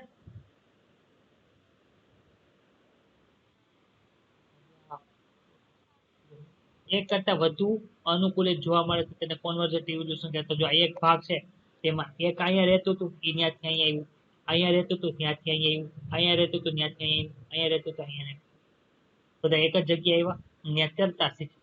બધા પાસે તરે છે, કાર્ય બધા હરખું છે પણ તરવા માટે જે રચના છે એ બધા પાસે અલગ છે. કોન્વર્જન્ટ ઉદ્વિકાસ એટલે કેવો ઉદ્વિકાસ છે? અભિસારી. માનો કે એક જગ્યાએ એક પ્રાણી રહે છે પણ એને ખોરાક નથી મળતો તો એક જગ્યાએથી બીજી જગ્યાએ જાય. જો બધી બધી દિશાની અંદર એક જ સજીવ છે એ અલગ અલગ દિશાની અંદર જાય છે, એટલે કે એક જ જાતિના સજીવ. તો એ જે જગ્યાએ જશે ત્યાં જેવા પ્રાણીઓ રહેતા તેવા બની જાય કે ન બની જાય? બની જાય. તો આને શું કહેવાય? ડાયવર્જન્ટ ઇવોલ્યુશન કહેવાય કે ન કહેવાય? અપસારી ઉદ્વિકાસ. તો આની અંદર શું થશે? તો કે સર રચના સમાન હશે. કાર્ય સમજાય છે આવું? તો ઓસ્ટ્રેલિયન માર્સુપિયલ કોનું ઉદાહરણ છે? તો કે સર ડાયવર્જન્ટ ઇવોલ્યુશન નું છે. સમજાણું એટલું? તમને ઓસ્ટ્રેલિયન માર્સુપિયલ તો એક જ હશે, પણ જે જગ્યાએ ગયો હશે ત્યાં એને જેવું જોવા મળે કે ન મળે? અનુકૂલિત પ્રશ્ન શું છે? કે ડાર્વિન છે ને ગોઈતું કોઈ ડાર્વિન, તો ડાર્વિન જ્યારે પોતાની યાત્રામાં ગયા હતા ત્યારે ગેલાપેગોસ ટાપુ ઉપર ગયા હતા. મેં શું જોયું? તો કે એક નાનું એવું કાળું પક્ષી હતું જેને પછીથી ડાર્વિન ફ્રિન્ચ એવું નામ આપી દીધું. એનાથી ખૂબ આગળ તે જ ટાપુ ઉપર એક કરતા વધી જાતની ફ્રિન્ચ જોઈ. અમુકની ચાચ આવી હતી, બધી ફ્રિન્ચ છે, અમુક અહીંયા હતી, અમુક આવી હતી, અમુક આવી. કેમ આવું થયું? કે સર બધાનો આહાર અલગ અલગ છે એટલે અલગ અલગ ચાર્જ ધરાવતી છે. મૂળભૂત ફ્રિન્ચ કેવી હતી? તો કે સર બીજ ખાતી, બીજાહારી લક્ષણ છે. ત્યારે એની સાથે સાથે જે બીજા સ્વરૂપો જોવા મળતા હતા એમાં એની ચાંચની અંદર તમને ફેરફારો જોવા મળતા હતા. એની ચાંચો શું કામ હતી? તો કે સર કીટ પક્ષી માટે, શાકાહારી ફ્રિન્ચમાંથી એને કીટ પક્ષી બનાવને. વિવિધ જાતિઓના ઉદ વિકાસની પ્રક્રિયાઓ આપેલી ભૌગોલિક વિસ્તારના એક બિંદુથી શરૂ કરીને બીજા ભૌગોલિક બિંદુ સુધી પહોંચવાની જે આખી પ્રોસેસ છે એને અનુકૂલિત પ્રસરણ તરીકે ઓળખવામાં આવે છે. અને ડાર્વિન ફિન્ચ છે એ એનું ઉદાહરણ છે. બીજું એક્ઝામ્પલ કોણ છે? ઓસ્ટ્રેલિયન માર્સુ, કે કોથળી ધારી પ્રાણીઓ છે. કાંગારૂ ઓળખો છો ને? કાંગારૂ ખબર કોથળી હોય, એની અંદર એનું નાનું નાનું બાવ બેઠું હોય, એ શું છે? કોથળી ધારી પ્રાણી. તો મોટા ભાગના માર્સુપિયલ છે એ એકબીજાથી આપણને અલગ બતાય છે, પરંતુ ક્યાંથી બન્યા? તો કે સર એક જ પૂર્વજોના સમૂહમાંથી આવેલા છે. પરંતુ તે ઓસ્ટ્રેલિયાના આખો દ્વીપ છે એમાં એક જગ્યાએ ગયા, બીજી જગ્યાએ ગયા, તો એક જ જગ્યાએ રહેતા એમાંથી આખા દ્વીપની અંદર ફેલાઈ ગઈ. તેને કેવું કહેવાય? આપણે હમણાં ભણ્યા અનુકૂલિત પ્રસરણ છે, પણ તો ઉદ વિકાસ કેવો છે? અપસારી. જ્યારે તેઓ અલગ અલગ ભૌગોલિક વિસ્તારમાં ગયા ત્યારે તેમાં એક કરતા એટલું પૂરું થઈ ગયું, ખબર પડી? હવે અહીંથી નવી વાત આવે. જ્યારે અલગ અલગ ભૌગોલિક વિસ્તારમાં એક કરતા વધુ અનુકૂલિત પ્રસરણ જોવા મળે તો તેને કેન્દ્રાભિસારી ઉદ વિકાસ કહેવાય. અહીં અલગ અલગ ભૌગોલિક વિસ્તાર નો આવે, એક જ ભૌગોલિક વિસ્તાર, એક ભૌગોલિક વિસ્તાર છે એમાં તમને અલગ અલગ પ્રસરણ જોવા મળે છે, એને શું કહેવાય? કેન્દ્રાભિસારી ઉદ વિકાસ. ખબર પડી ને? જો અહીંયા આપણે અલગ અલગ રાખવું હોય કે અલગ અલગ ભૌગોલિક વિસ્તારની અંદર એક કરતા વધુ અનુકૂલિત પ્રસરણ જોવા મળે, એટલે કે એક જ પ્રાણી છે, એક આમ ગયું, આમ ગયું, આમ ગયું, આમ ગયું, આમ ગયું, એને શું કહેવાય? અપસારી. પડી? તો અહીંયા આપણે જો કેન્દ્રાભિસારી લખવું હોય તો શું આવે? એક જ ભૌગોલિક વિસ્તારમાં એક કરતા વધુ અનુકૂલિત પ્રસરણ જોવા મળતા હોય તો એને શું કહેવાય?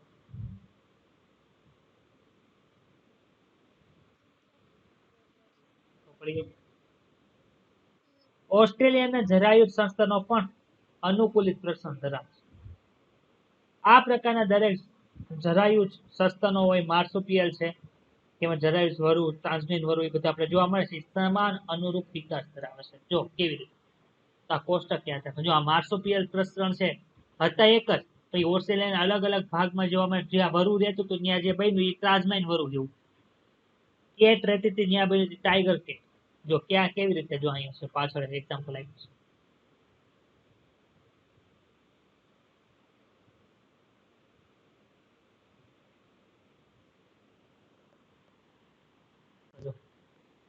જે વિસ્તારમાં હું બતાતા તો કે સર જરાયુ ધરાવતા સસ્તન રહેતું, તો જે જગ્યાએ જરાયુ સસ્તનનું છછુંદર રહેતો હતો ત્યાં ઓસ્ટ્રેલિયન માર્સુપિયલ પોગી ગયું, એ કેની અંદર ફરી ગયું? તો કે સર માર્સુપિયલ છછુંદર. જે જગ્યાએ જરાયુજ સસ્તનનું કીડી ખાવ રહેતું ત્યાં ઓસ્ટ્રેલિયન માર્સુપિયલ ગયું, એ નંબટ એટલે કે કીડી ખાવની અંદર ગયા. નંબટ. જ્યાં ઉંદેર રહેતા હતા ત્યાં ગઈ માર્સુપિયલ ઉંદરની અંદર ફેરફાર થયા. જ્યાં લેમુર રહેતા હતા ત્યાં ટપકાવાળું કસકસની અંદર રૂપાંતર થયા. જ્યાં ઉડતી ખિસકોલી રહેતી ત્યાં ઉડતી ફેલેન્જર બની ગઈ. જ્યાં બોબકેટ રહેતી હતી ત્યાં ટાસ્માઇન ટાઈગર કેટ બની ગઈ. જ્યાં વરુ રહેતું ત્યાં ટાસ્માઇન વરુ બની. આ જે ટાસ્માઇન વરુ, ટાસ્માઇન ટાઈગર કેટ એ બધા કોના પ્રકાર છે? ઓસ્ટ્રેલિયન માર્સુ.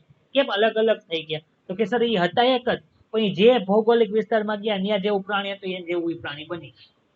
તો આ શું કહેવાય? અપસારી ઉદ્વિકા. સમજાય છે? ક્લિયર થઈ ગયું બધાને એટલી વસ્તુ? જો અહીંયા બધા તમે ભણ્યા ઈ જ છે, પટ્ટાવાળું કેડી ખાવ, માર્સુપિયલ ઉંદર, કાંગારૂ, વોમ્બેટ, બંડીકૂટ, અહીંયા બધા આપ્યા છે. ઓલે પણ બધા નથી આપ્યા. સછુંદર તાજમેન વરુ છે, ટાઈગર કેટ ને એ બધું આપ્યું, પટ્ટાવાળું કેડી ખાવ, માર્સુપિયલ ઉંદર ને એવું આપ્યું, પણ કાંગારૂ, વોમ્બેટ એવું બધું ક્યાંય આપ્યું નથી. એટલે આ બંને વસ્તુ યાદ રાખવી જરૂરી છે. તમને એમ પૂછે કે માર્સુપિયલ નીચેનામાંથી કયું માર્સુપિયલ પ્રસરણનો વિભાગ નથી, એમાંથી આમાં તમને યાદ હોવું જોઈએ. કેમ કે વોમ્બટ છે, તો વોમ્બટ છે એ માર્સુપિયલ નું છે પ્રસરણનો વિભાગ, પરથી આપણને બતાય અલગ, આપણે એ સમજી જાય કે માર્સુપિયલ માં નહીં આવતું હોય. હકીકત ની અંદર કોની અંદર આવે છે? માર્સુપિયલ પ્રસરણની અંદર આવે છે. સમજાઈ ગયું? આમાં રોઈન ડાઉટ છે? કઈ અઘરું લાગ્યું અહીંયા સુધી? કઈ અઘરું જ નથી, આ વહેલું જ છે. સમજ એટલે વહેલું જ. આગળ જૈવિક ઉદ્વિકાસ એટલે શું? ભાઈ જૈવિક ઉદ્વિકાસ એટલે તમને ખબર છે? માનો કે બેક્ટેરિયા છે, શું છે? આ બેક્ટેરિયા ની અંદર શું કર્યું? તો કે આ બેક્ટેરિયા છે ને, પેટ્રિટિસ છે નામ આપ્યું. આની અંદર ખોરાક તરીકે શું નાખ્યું? જ્યાં લગી બેક્ટેરિયા ની અંદર ક્યારેક સુધી વિકાસ પામશે? તો કે જ્યાં લગી ગ્લુકોઝ છે એ પૂરો નહીં થાય ત્યાં લગી ગ્રો કરશે કે ન કરે? હા કરે. એટલું સમજાય છે? હવે આની અંદર તમે લેક્ટોઝ નાખી દો તો સામાન્ય બેક્ટેરિયા છે એ લેક્ટોઝ તો એને ઓળખતા જ નથી. તમે 5મા ધોરણનો છોકરો હોય એને તમે આપી દો ફિઝિક્સ, એ કરી શકે? એને તમે સ્પેશિયલ ટ્યુશન અપાયું હોય પછી તમે ફિઝિક્સ પકડાવો તો કરી શકે? શું કામે? ટ્રેનિંગ લીધી, એટલે કે ઉદ્વિકાસ પામેલો છે કે શકે? આ બેક્ટેરિયા નથી કરતો. હવે તમે શું કર્યું? તો કે સર આની અંદર મેં લેક્ટોઝ નાખી દીધી. લેક્ટોઝ નું પાચન કોણ કરશે? તો કે સર આમાંથી મોટા ભાગના બેક્ટેરિયા તો મરી જાય, પણ એ કોક છે વ્યતિકરણને લીધે, કોકની અંદર વિકૃતિ થાય એને લીધે ક્યારે એ લેક્ટોઝ નું પાચન કરવા માટે સક્ષમ બની જાય તો એ બેક્ટેરિયા છે જીવશે. શું કામ? તો કે લેક્ટોઝ નું પાચન કરવા માટે સક્ષમ બની ગયો, ઉત્ક્રાંતિ પામી ગયો. સમજ પડી? આવું જ તમારે છે. અત્યારે બધા જ તૈયારી કરે છે, આખું 18 લાખ વિદ્યાર્થી કરે છે, છેલ્લે સુધી કોઈ નથી કરતું. તો જે છેલ્લે સુધી કરશે, જે પોતાનો માઇન્ડસેટ છે એ નેટફ્લિક્સ, હોટસ્ટાર, પછી સોની લીવ એવી બધી એપ્લિકેશન માંથી ખેંચીને આમાં નાખશે, પોતાનો માઇન્ડસેટ ની અંદર ઉદ્વિકાસ કરશે ને સમજશે અને ક્વેશ્ચન પ્રેક્ટિસ કરશે, એનો માઇન્ડસેટ ચેન્જ થઈ ગયો એટલે એના બે પેપર ની અંદર માર્ક ખરા આવશે. એને કુદરત છે એમબીબીએસ કરવા માટે ગવર્મેન્ટ મેડિકલ કોલેજમાંથી સિલેક્ટ કરશે. સમજણ પડી? હા કે ના? આ જ વસ્તુ અહીંયા લખી. સાચા અર્થમાં પ્રાકૃતિક પસંદગીથી પૃથ્વી ઉપર ઉદ્વિકાસ ત્યારે થયો હશે જ્યારે વિવિધ ચયાપચય ક્ષમતા ધરાવતા સજીવોમાં કોષીય સ્વરૂપની શરૂઆત થઈ. ભાઈ અહીંયા કોષ જ છે બેક્ટેરિયા, તેની અંદર આજે પાચન કરવું એ ચયાપચયની પ્રોસેસ છે. તેમાં વિવિધતા ક્યારે આવી? તો કે સર જ્યારે વિવિધ ચયાપચય ક્ષમતા ધરાવતા સજીવો કોષીય સ્વરૂપની અંદર આવ્યા.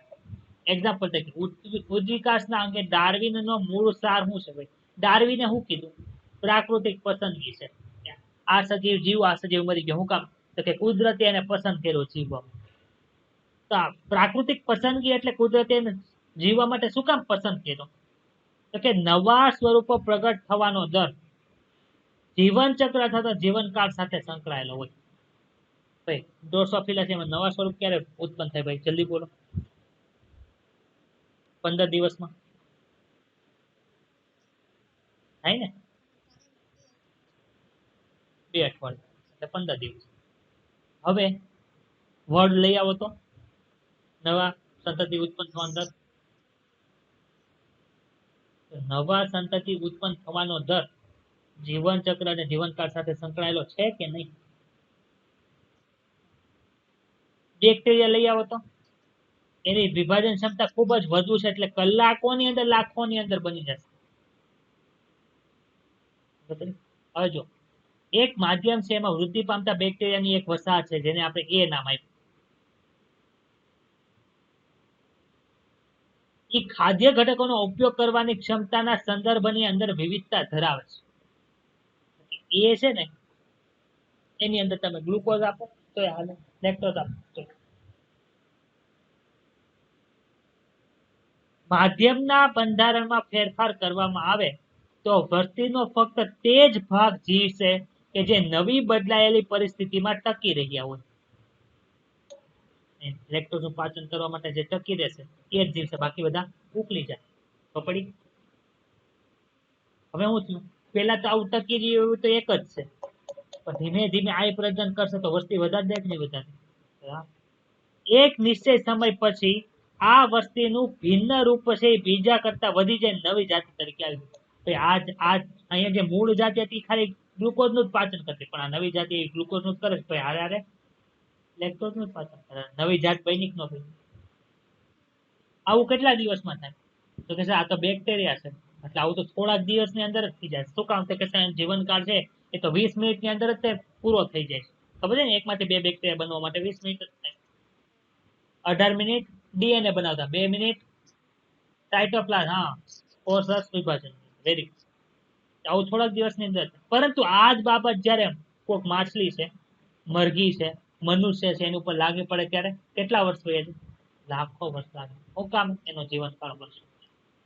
અહીં આપણે કહી શકીએ કે બીની યોગ્યતા છે એની કરતા નવી પરિસ્થિતિમાં વધુ સારી છે. શું કામ? ચયાપચય વિવિધતા ધરાવશે. પ્રકૃતિ યોગ્ય હોય એને જ પસંદ કરે. જે નીટમાં હારા માર્ક લાવે એને જ તે યોગ્ય ગણવામાં, એને જ તે એમબીબીએસ કરવા માટે પસંદ કરવામાં આવે. યાદ રાખવું જરૂર છે કે કહેવાતી યોગ્યતાઓ એ લાક્ષણિકતાઓ આધારિત છે કે જે વારસાગત હોય. વારસાગત હોય એવી લાક્ષણિકતા ઉપર તે યોગ્યતા છે આધારિત હોય છે. આથી પસંદગી અને ઉદ્વિકાસ પામવા માટે જનીનિક આધાર હોવો જરૂરી છે. ભાઈ ઓલા લેક્ટોઝ નું પાચન શું કામ કરે? તો સર એમ લેક્ટોઝ નું પાચન કરવાનો એન્ઝાઇમ આવી ગયો છે. લેક્ટોઝ નું પાચન કરવાનો એન્ઝાઇમ ક્યારે આવે? આમને આવી જાય? એના કઈક ડીએનએ એવું કઈક બન્યું હશે તો આવે ને. ખબર પડી? આવ્યો જનીનિક આધાર? હા કે ના? આથી આપણને જોવા મળે છે. સમજાય છે? આગળ બીજા શબ્દોમાં કહીએ તો કેટલાક સજીવો બદલાતા પર્યાવરણમાં ટકી રહેવા માટે વધુ સારી રીતે અનુકૂલન દર્શાવે છે. અને આ અનુકૂળ કેવું હોય તો કે સર એક પેઢીમાંથી બીજી પેઢીમાં આવે છે. એ ક્યારે આવે? તો કે સર જનીનિક આધાર ધરાવતા હોય તો જ આવે, બાકી આવે? ડીએનએ હોય તો જ આવે ને, અથવા તો આરએનએ હોય તો જ આવે, બાકી આમને આવે? તો સર નો આવે. આપણને ખબર છે કે એક પેઢીમાંથી બીજી પેઢીની અંદર કઈક આવે છે. કોણ છે? ડીએનએ છે. ગ્રિફિથ નો પ્રયોગ ચેપ્ટર નંબર 6 કઈક આવે છે. યોગ્યતા એ અનુકૂલન પામવાની ક્ષમતા અને પ્રકૃતિ દ્વારા પસંદગી પામવા માટેનું અંતિમ પરિણામ છે. ડાર્વિને ઉદ્વિકાસના બે ખ્યાલો આપ્યા. ક્યાં ક્યાં? એક છે સર શાખાકીય અવતરણ, એક જગ્યાએથી આખું આવે છે બ્રાન્ચિંગ પેટર્ન ની અંદર. અને જે જીવે છે એ જ તે પ્રજનન કરે છે. એ પ્રજનન કરે છે એની સંખ્યા વધે છે, આથી એનું સિલેક્શન થાય છે. એને શું કહેવાય? પ્રાકૃતિક પસંદ. તો ડાર્વિનની પ્રાકૃતિક પસંદગી છે કોના ઉપર આધારિત છે? પ્રજનન ક્ષમતા. જે વધારે પ્રજનન કરશે એ જીવશે, એ લાંબા સમય. તો પ્રજનન કોણ વધારે? જેને પોષણ મળે. પોષણ કોને મળે? જેની પાસે સારી આવડત હોય એ. સમજાય છે?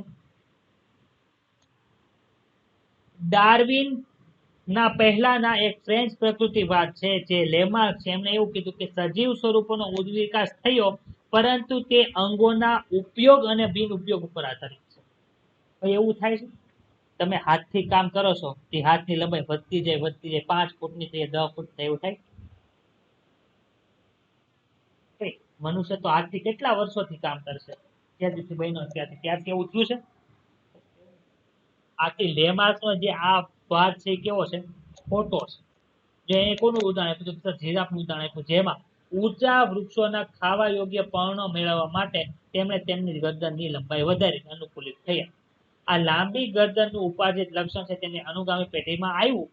વર્ષો બાદ જીરાફે ધીમે ધીમે લાંબી ગરદન પ્રાપ્ત કરી. પરંતુ જે વસ્તુનો ઉપયોગ કરો એ વસ્તુનો વિકાસ થાય એ વિધાન કેવું છે? કોઈ વિશ્વાસ કરતું નથી. સમજાય છે? ડાઉટ છે કોઈને કઈ આમાં?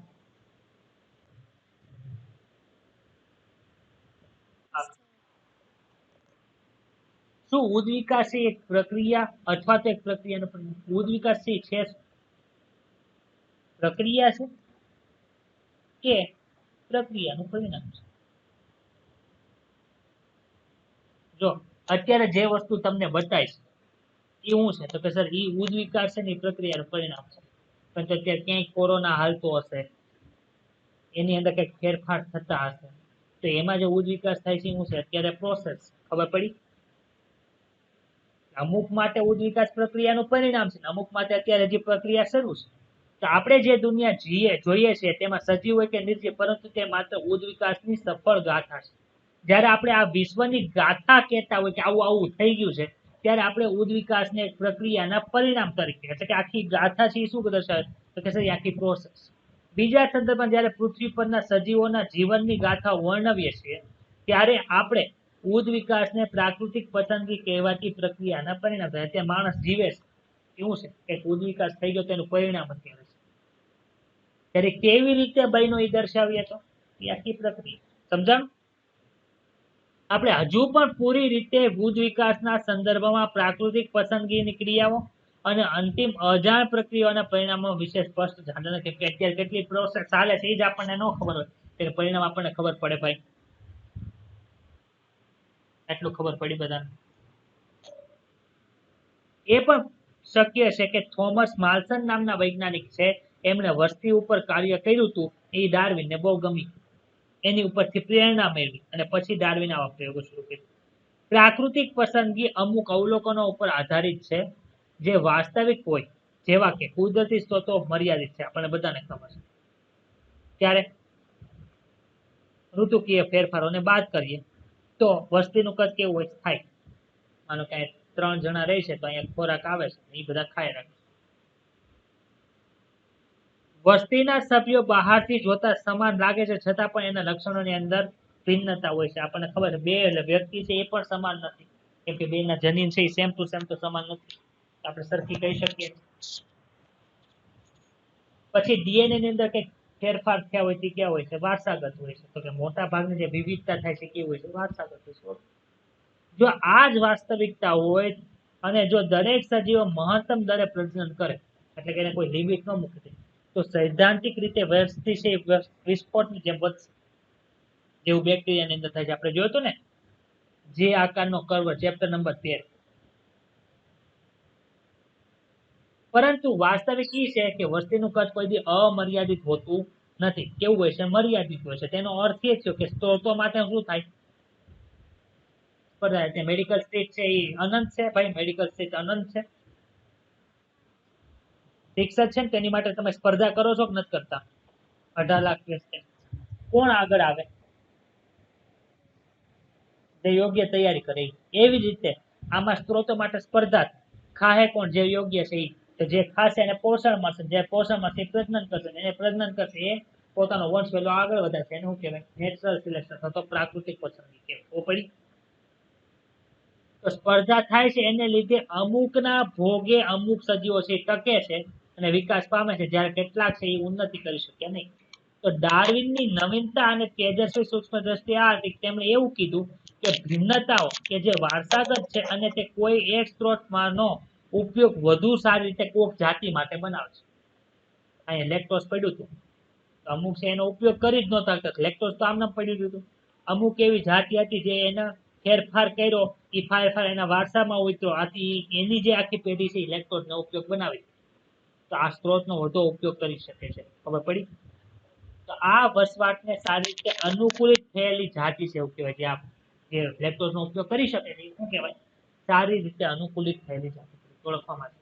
અને આવી જે અનુકૂલિત થયેલ જાતિ છે એમને તે યોગ્ય બનાવે છે, એ પ્રજનન કરે છે, વધુમાં વધુ સંતતિ છોડી જાય છે.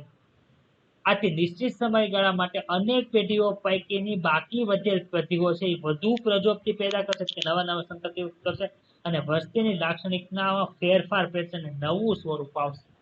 સમજા પડી? નવી જાતિ એક જાતિમાંથી બીજી જાતિમાં કઈ રીતે આવી, સમજાય છે? આ શું છે? ઉદ વિકાસ થઈ ગયો, નવી જાતિ આવી કે ન આવી? પડી. તો આ ઉદ વિકાસ આપણે હમણાં જોયું ભાઈ, એની અંદર શું થયું? તો કે સર એક જાતિ છે ઇલેક્ટ્રોન નો ઉપયોગ નથી કરતી, બીજી જાતિ છે શું કરી શકતી હતી? લેક્ટોઝ નો ઉપયોગ. બોલો વિધાન પૂરું કરો. તો બંનેમાં એવા શું ફરક હતા કે સર એક કરી નહોતી શકતી ને એક કરી શકતી હતી? તો એની અંદર એ ફરક હતા, એ કેવી રીતે જનરેટ થયા? તો કે સર એને કહેવાય ઉદ વિકાસની ક્રિયા. આપણને ખબર છે કે બે એક કરી નથી શકતી, એક કરી શકે છે, એનો મિનિંગ કે બંનેની વચ્ચે કઈક ભિન્નતા છે. ભિન્નતા હોય તો જ તે કરી શકે, બે સેમ ટુ સેમ હોય તો પ્રયોગ શું કહેવાય ઉપયોગ ન કરી શકે. તો કેવી રીતે આવું જાતિ નિર્માણ થાય છે? તેમ છતાં મેન્ડલે વારસાગમન થઈ શકે તેવા કારકોના વિષયમાં જાણ કરેલી તેઓ સ્વરૂપ પ્રકાર પર પણ અસર કરે છે. કઈ ફેરફાર છે એને લીધે શું થાય છે? તો સર એની અંદર પ્રોટીન છે કંઈક અલગ અલગ બને, એને લીધે અમુક પાચન કરી શકે છે, અમુક પાચન કરી શકતા. ડાર્વિને આ બાબતને કંઈક દર્શાવ્યું નહીં. ડાર્વિન છે ને એ આ બાબતને કંઈક છંછેડી નહીં. જો છંછેડી હોત તો એને વધુ કંઈક કહેવું પડે, વધુ પ્રૂફ આપવો. એ કઈ કીધું નહીં. એ ખાલી શું કીધું કે જે પ્રજનન કરે છે એની સંખ્યા વધે છે, પ્રકૃતિ તેને સિલેક્ટ કરે છે ને એનો ત્યાં દર આગળ વધે છે. એ ઉકામે થાય છે એને કઈ છંછેડું નથી.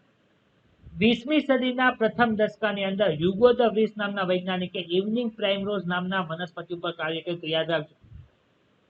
અને વિકૃતિના વિચારો રજૂ કર્યા. વિકૃતિ એટલે શું? તો કે માનો કે એક ફેરફાર થયો, એ અચાનક થયો, એને લીધે શું થયું? વસ્તીમાં કંઈક નવો ફેરફાર થઈ ગયો, નવો સજીવ શું છે? તો વિકૃતિ એટલે વસ્તીમાં એકાએક આવતું નવું મોટું જુદા. તો યુગોધ વૃક્ષને શું થતું કે કાંઈક વિકૃતિ થાય છે ને એને લીધે જ તે ઉદ વિકાસ થાય છે. જે ડાર્વિનને શું થતું કે સર ડાર્વિન એવું હતું કે નાની નાની કંઈક ભિન્નતા આવે છે ને એને લીધે વિકાસ. તો ડાર્વિનના મત મુજબ એવું હતું કે યુગોધ વૃક્ષના મત મુજબ એવું હતું કે વિકૃતિ જ છે જે ઉદ વિકાસ માટે થાય છે. જ્યારે ડાર્વિન કે જેઓ નાની નાની ભિન્નતાઓને વાત કરતા હતા ને એ નાની નાની ભિન્નતાને લીધે થતું નથી. એના મત મુજબ ઉદ વિકાસ છે વિકૃતિને લીધે. વિકૃતિ ક્યાંથી નક્કી હોય? વિકૃતિ કેવી છે? રેન્ડમ છે ને, રેન્ડમ એટલે શું થાય? ગમે ત્યાં. કેવી છે? દિશા વગર. વિકૃતિ યાદચ્છિક મીન્સ યાદચ્છિક ભૂલી જાવ, ત્યાં શું લખેલું છે ઇંગ્લિશમાં? રેન્ડમ લખ્યું. શું લખ્યું છે? રેન્ડમ. તો યાદ રાખ, વિકૃતિ રેન્ડમ છે અને એની કઈ દિશા હોય દિશા. ત્યારે ડાર્વિન ની અંદર જે ભિન્નતા જોવા મળતી હતી કોને લીધે હતી? સર એ તો પુનઃ સંયોજનને લીધે હતી. પુનઃ સંયોજન એટલે વ્યતિકરણ ગમે ત્યાં થઈ જાય. સર વ્યતિકરણ ગમે ત્યાં ન થાય, ક્યાં થાય? હોમોલોગસ ક્રોમોસોમ ની અંદર થાય. એની કેવું હોય? નાનું નાનું.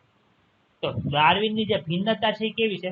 સ્પેસિફિક છે ને નાની નાની છે, એટલે કે નાની અને દિશા સૂચક છે. ખબર પડી? દિશા સૂચક શું કામ કે તમે અંદાજો લગાવી શકો. હોમોલોગસ ક્રોમોસોમ ની અંદર જ હોય. ક્લિયર? આથી ડાર્વિન માટે ઉદ વિકાસ છે એવું છે કે સર પેઢી દર પેઢી, પેઢી દર પેઢી, પેઢી દર પેઢી ભિન્નતા આવે રાખે, આવે રાખે, આવે રાખે, એને લીધે નવી જાતિ. એટલે ડાર્વિન માટે ઉદ વિકાસ કેવી છે? ક્રમબદ્ધ પ્રક્રિયા છે. જ્યારે દ્રવિસ માટે વિકૃતિના રીતે જાતિ નિર્માણ થાય છે.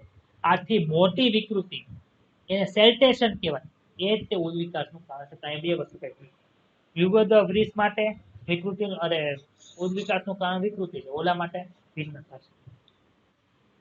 પાછળ જતા વસ્તી જનીન વિદ્યા જે હતી એના અભ્યાસ પરથી નવી પ્રશ્ન કંઈક નવી રજૂ થઈ હશે, પણ એ કઈ તમને અહીંયા ભણવાની જરૂર નથી. ક્લિયર થઈ ગયું? આમાં કોઈને કઈ ડાઉટ લાગે, અઘરું લાગ્યું હોય તો કે અહીંયા હોતી. હવે છે હાર્ડી વેનબર્ગનો સિદ્ધાંત. તો હાર્ડી વેનબર્ગનો સિદ્ધાંત છે કઈ નવો નથી, તમે ભણીને આવ્યો છો, બધાને યાદ છે? P square plus 2pq plus q square is equal to 1. એ ભણ્યા છો? એને હું બીજી ભાષામાં આવી રીતે લખી શકું, a પ્લસ a આખાનો square is equal to 1. a વત્તા 2a સ્મોલ a વત્તા 2a બરાબર આવું થાય ને? જ્યાં કેપિટલ એ શું છે? પ્રભાગ. સ્મોલ એ શું છે? ખબર પડી? આવું ખબર છે બધાને? આવું ખબર છે કે નહીં? તો આને હું બીજી ભાષામાં લખી નાખું, p પ્લસ ક્યુ આખાનો સ્ક્વેર ઇઝ ઇક્વલ ટુ 1. તો આ p છે એ પ્રભાવી હોય, q છે સ્મોલ હોય. તો આપણે p q દ્વિકીય સજીવમાં p q નો એટલે ખાલી એકલો p કે એકલો q નો હોય. એકલો p ને એકલો p ક્યાં અસ્તિત્વ ધરાવતો? કે જન્યુની અંદર હોય. ખબર છે ને? તો માણસની અંદર શું છે? તો કે સર માણસની અંદર તો કાં તો ડબલ p હશે, કાં તો ડબલ q હશે, કાં તો એક p q હશે. કે આ બંને પ્રભાવી, કાં બંને પ્રચંડ, કાં એક પ્રભાવી એક પ્રચંડ હોય કે ન હોય? તો માનો કે 10 સજીવો છે, તો 10 સજીવોમાંથી માનો કે 5 છે એ આવા છે, 3 આવા છે, એક આવું છે, અથવા 2 આવા છે. આ જે આવે છે એને શું કહેવાય? આવૃત્તિ કહેવાય. જન્યુની આવૃત્તિ. કેપિટલ P એટલે કે બંને પ્રભાવીની આવૃત્તિ કેટલી સર? 10 માંથી 2. સ્મોલ ક્યુ ની આવૃત્તિ કેટલી સર? 10 માંથી 3. કેપિટલ P સ્મોલ ક્યુ એની આવૃત્તિ કેટલી સર? 5.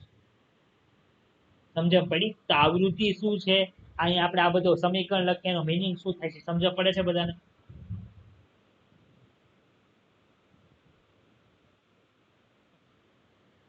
તો હાર્ડી-વેઇનબર્ગ નો સિદ્ધાંત છે એ આના ઉપર કાર્ય કરે છે. જો આપેલ વસ્તીમાં જનીનના વૈકલ્પિક સ્વરૂપો તમે બધા LL ઓળખો છો, અને એ જનીનનું સ્થાન, એની આવૃત્તિ શોધી શકાય છે કે કઈ જગ્યાએ જનીન આવેલું છે, અને એની બંને પ્રભાવી છે, બંને પ્રચંડ છે કે એક પ્રભાવી એક પ્રચંડ છે, તમે શોધી શકો છો. કેમ દ્વારા? પ્રયોગો દ્વારા. આ આવૃત્તિ લગભગ સ્થાયી હોય છે અને પેઢી સુધી જળવાય છે. માનો કે કીડી છે, કાળા કીડીની વસ્તી છે, એ બધી કાળી જ હોય છે. ભાઈ માણસ છે તો માણસની અંદર બધાને ઇન્સ્યુલિન હરખા હોય કે ન હોય? જેની અંદર ન હોય એ ઇન્સ્યુલિન વગરનો હોય ડાયાબિટીસ હોય. બાકી માનો કે 10 સજીવો મૂક્યા જેને ડાયાબિટીસ નથી, બંનેની અંદર ઇન્સ્યુલિન કેવું હશે કયો તો?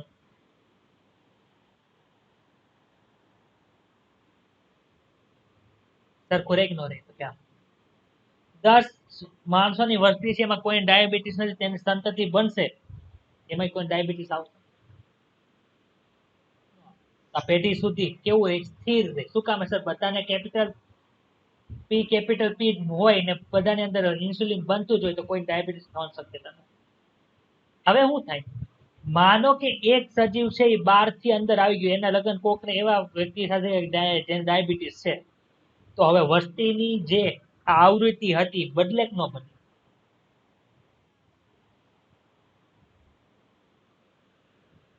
પેલા ખાલી કેપિટલ P વાળા ધરાવતા, હવે કોઈ પ્રચંડ વાળું આવ્યું તો આવૃત્તિ ચેન્જ થઈ. ખબર પડે છે ને? બધા સમજાય છે ને? હજી એ વસ્તુ નથી. હાર્ડી-વેઇનબર્ગ સિદ્ધાંતના બીજગણિત સ્વરૂપથી આપણે જાણી શકીએ છીએ. આ સિદ્ધાંત કહે છે કે વસ્તીમાં વૈકલ્પિક કારકોની આવૃત્તિ સ્થિર હોય છે અને પેઢી દર પેઢી છે એ જળવાઈ રહે છે. હવે જો અમુક વસ્તુ છે, અહીંયા અમુક કન્સન્સ શું કહેવાય એવી ટર્મ આવે છે. જનીન સેતુ અચળ રહે છે. જનીન સેતુ એટલે શું?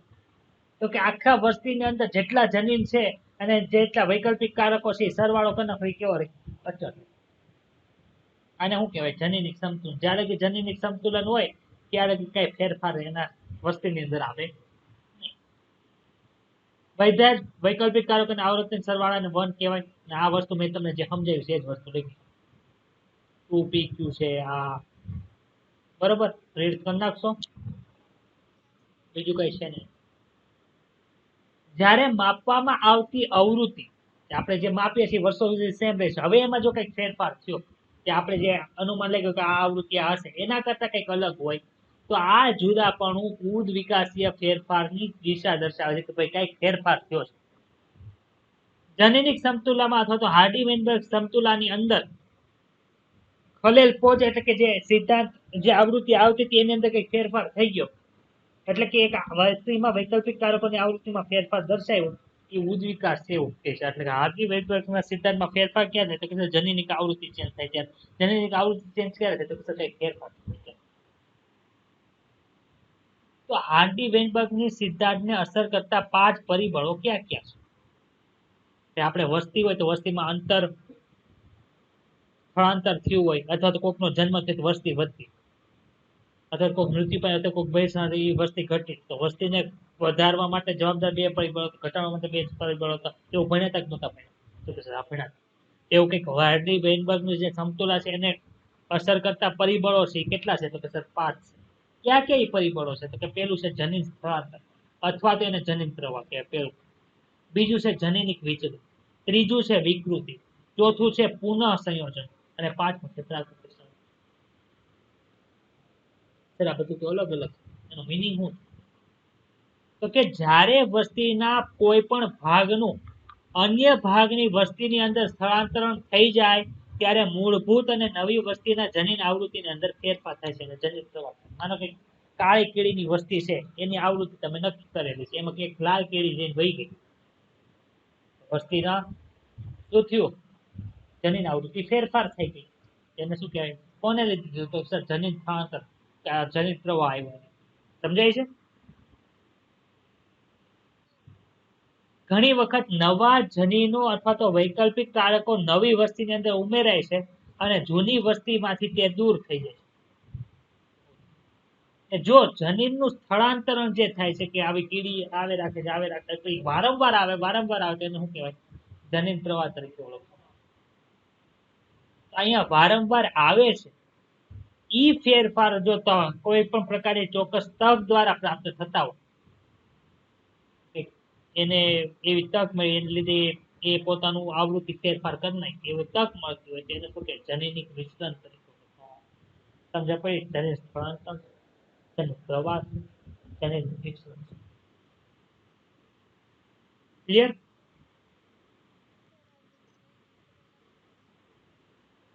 જો કીડી છે, આપણે કીડીનું ખાલી આમનું એક્ઝામ્પલ આપેલું છે, કીડીનું ખાલી આપણે એક્ઝામ્પલ આપ્યું, પણ આવી રીતે જનીન હોય એના ફેરફાર થતા. તો જો જનીન ફેરફાર તો ગમે રીતે થાય, પરંતુ એ વારંવાર ફેરફાર થાય તો કાંઈક તેને એવી તક મળતી હશે ને. ભાઈ અત્યારે તમારી પાસે નીટની તક છે એટલે તમે મહેનત કરો. હવે એમ કે નીટ છે 5 વર્ષ પછી આવવાની છે, તમે કરશો તૈયારી? તક જ નથી, તૈયારી. એવી રીતે જે જનીન ફેરફાર થાય છે, ચોક્કસ તકને આધારે ફેરફાર થતા હોય ને આવી તક છે વારંવાર આવતી હોય, એને લીધે ફેરફાર એને જોવા મળતા હોય, તેને શું કહેવાય? જનીનિક વિચલન કહેવાય. સમજાણું? તકને આધારે ફેરફાર થાય, આમનો ફેરફાર થતા નથી. કેટલીક વખત નવી વસ્તીના વૈકલ્પિક કારકોની આવૃત્તિમાં ખૂબ જ મોટા ફેરફારો થઈ જાય, એને લીધે ભિન્ન જાતિ છે વિકસે. તો જે જાતિમાંથી, એટલે કે જે વહી ગઈ છે એ જાતિમાંથી નવી જાતિ બની. તો જે મૂળભૂત વિચલિત જાતિ કે જે એક જગ્યાએથી બીજી જગ્યાએ વહી ગઈ છે એને શું કહેવાય? સ્થાપક જાતિ કહેવાય. અને આ જે નવી જાતિ બની એ આખી જે પ્રોસેસ એને શું કહેવાય?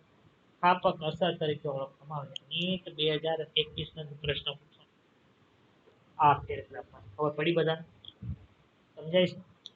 એટલું ક્લિયર થયું? અહીં એક આલેખ આપ્યો છે જેમાંથી નીટ 2019 માં પ્રશ્ન પૂછ્યો. શું છે આ આલેખની અંદર? કાંઈ જ નથી, ખાલી સમજવાનું. ઘણી વખત ખબર મેરેજ છે બહુ ઊંચું જાય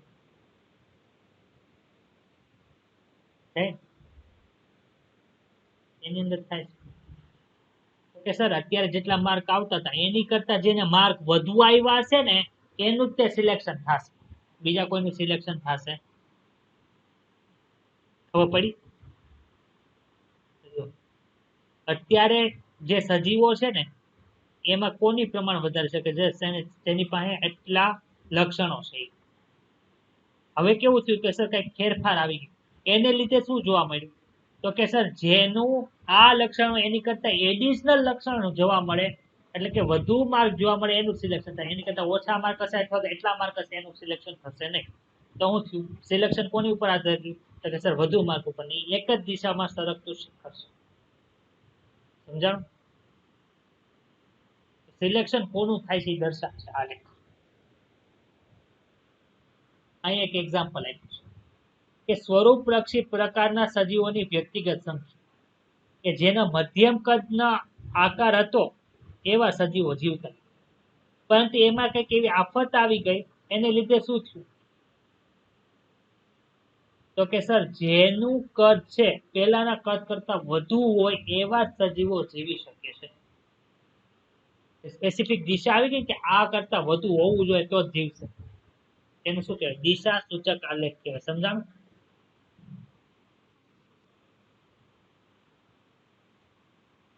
બીજું શું છે? નીટ 2019 અંદર એવો પ્રશ્ન છે સામાન્ય રીતે નવું બાળક જન્મે છે તેનો વજન 2 થી 5 કેજી ની વચ્ચે હોય છે, પરંતુ તેમાંથી જેનો વજન 2.5 થી 4 કેજી નો હોય છે એ બાળકો વધુ જીવે છે, બાકીના મૃત્યુ. તે નીચેનામાંથી શું દર્શાવે છે? સ્ટેબિલિટી, દિશાસૂચક, વિક્ષેપક, કઈ અંદાજ ન લગાવી. તો જો અહીંયા વજનનો એક ગાળો આપેલો છે તેમાં જીવતા, પણ સમય જતા એમાંથી સ્પેસિફિક કેટેગરી આવી કે 2.5 થી 4 વચ્ચે હોય તો સ્પેસિફિકેશન આવી ગયું. હા, તો ઓલો જ ગાળો, પણ એની અંદર સ્પેસિફિકેશન આવી ગયું. એને શું કહેવાય? સ્થિરતાનો આલેખ. જો પેલું આલેખ છે ન્યા છે, નથી જમણી બાજુ કે નથી ડાબી બાજુ કે, પણ એમાં કઈક સ્પેસિફિક આવી ગયું એટલે શિખર ઊંચું ગયું. કેમ કે એમાં કઈક સ્પેસિફિકેશન આવ્યું હતું. સમજણ પડી?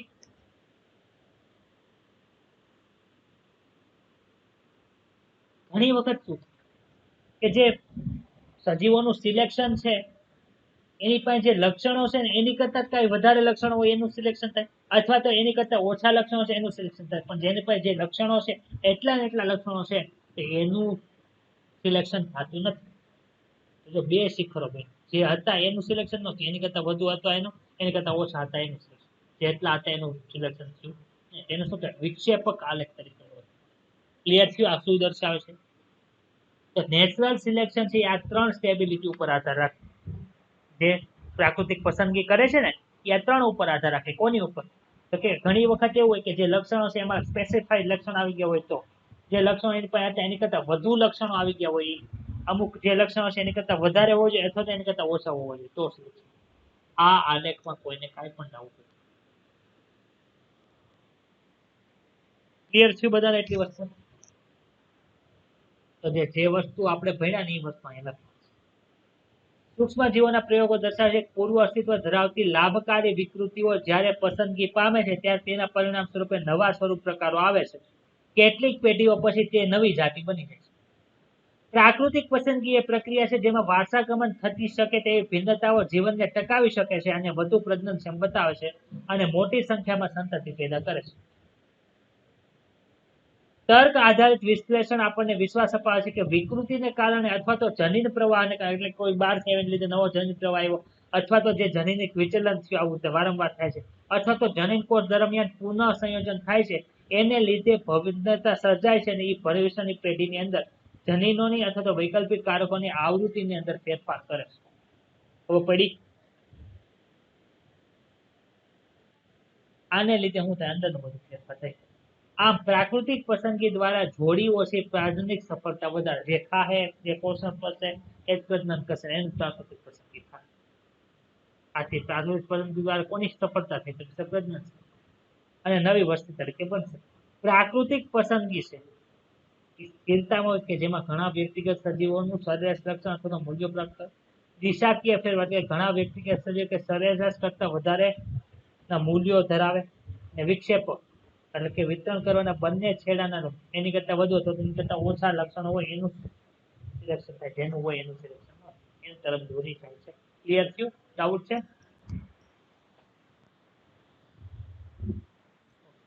હવે આ છે ઉદ્વિકાસનો સંક્ષિપ્ત અહેવાલ છે. એની અંદર કાંઈ વસ્તુ નથી. એની અંદર છે શું? આટલાની સાલની અંદર એટલી વસ્તુ થઈ. 2000 મિલિયન યર અગો શું થયું? તો કે સર કોષીય જીવન છે એ આવ્યું હતું. કાંઈ લખી નાખ, કોષીય જીવન. કેવી રીતે આવ્યું એ જાણી ન શકાય. તેમાંના કેટલાક કોષો ઓટો મુક્ત કરતા અને પ્રકાશ સંશ્લેષણની ક્રિયા આવી અને પાણીના વિયોજનનો ભાગ થયો, એટલે સૂર્યપ્રકાશના ગ્રહણ થવાથી યોગ્ય રીતે પ્રકાશ રંજક દ્રવ્યો બન્યા અને તેના વહન થવાથી ક્રિયા થતી. ધીમે ધીમે 500 મિલિયન વર્ષ આવ્યું. 500 મિલિયન વર્ષ અગો શું થયું? તો કે અપૃષ્ઠવંશી આવતા. અપૃષ્ઠવંશીની અંદર કોણ આવે? તો કે સંધિથી શરૂ કરી અને સામી પછી શું થયું? 350 વર્ષ પહેલા શું થયું તેની માહિતી છે. 320 વર્ષ પહેલા શું થયું? આ બધું તમારે એક પેજની અંદર લખીને રીડ કરીને આવવાનું છે. બીજું કાંઈ આમાં છે નહીં. તમે અહીંયા ટોર્ટોઇસ અને ટર્ટલ આપ્યું છે. ખબર છે ને? બે વસ્તુ અલગ અલગ છે. તમને કીધું તો હમણાં થોડાક દિવસ પહેલા છે. ટર્ટલ નું વૈજ્ઞાનિક નામ કિલોન, ટોર્ટોઇસ નું ટેસ્ટ્યુડોસ. કેની અંદર આવે, સરીસૃપમાં કે ઉભયજીવીમાં? તેની અંદર આવે સરીસૃપ ની અંદર. Very good. આ તમારે રીડ કરીને આવવાનું છે. આવશો રીડ કરીને? બીજું કાંઈ નથી સમજવાનું. આને યાદ કેવી રીતે રહેશે? જો આવી રીતે તમે લખશો ને તો યાદ નહીં. મેં તમને કીધું એવી રીતે આની સાલમાં આ થયું, આની સાલમાં આ થયું, પછી એને ચડતા ઉતરતા ક્રમમાં મૂકી દેવાનું એટલે આરામથી યાદ રહી જાય. ઓકે,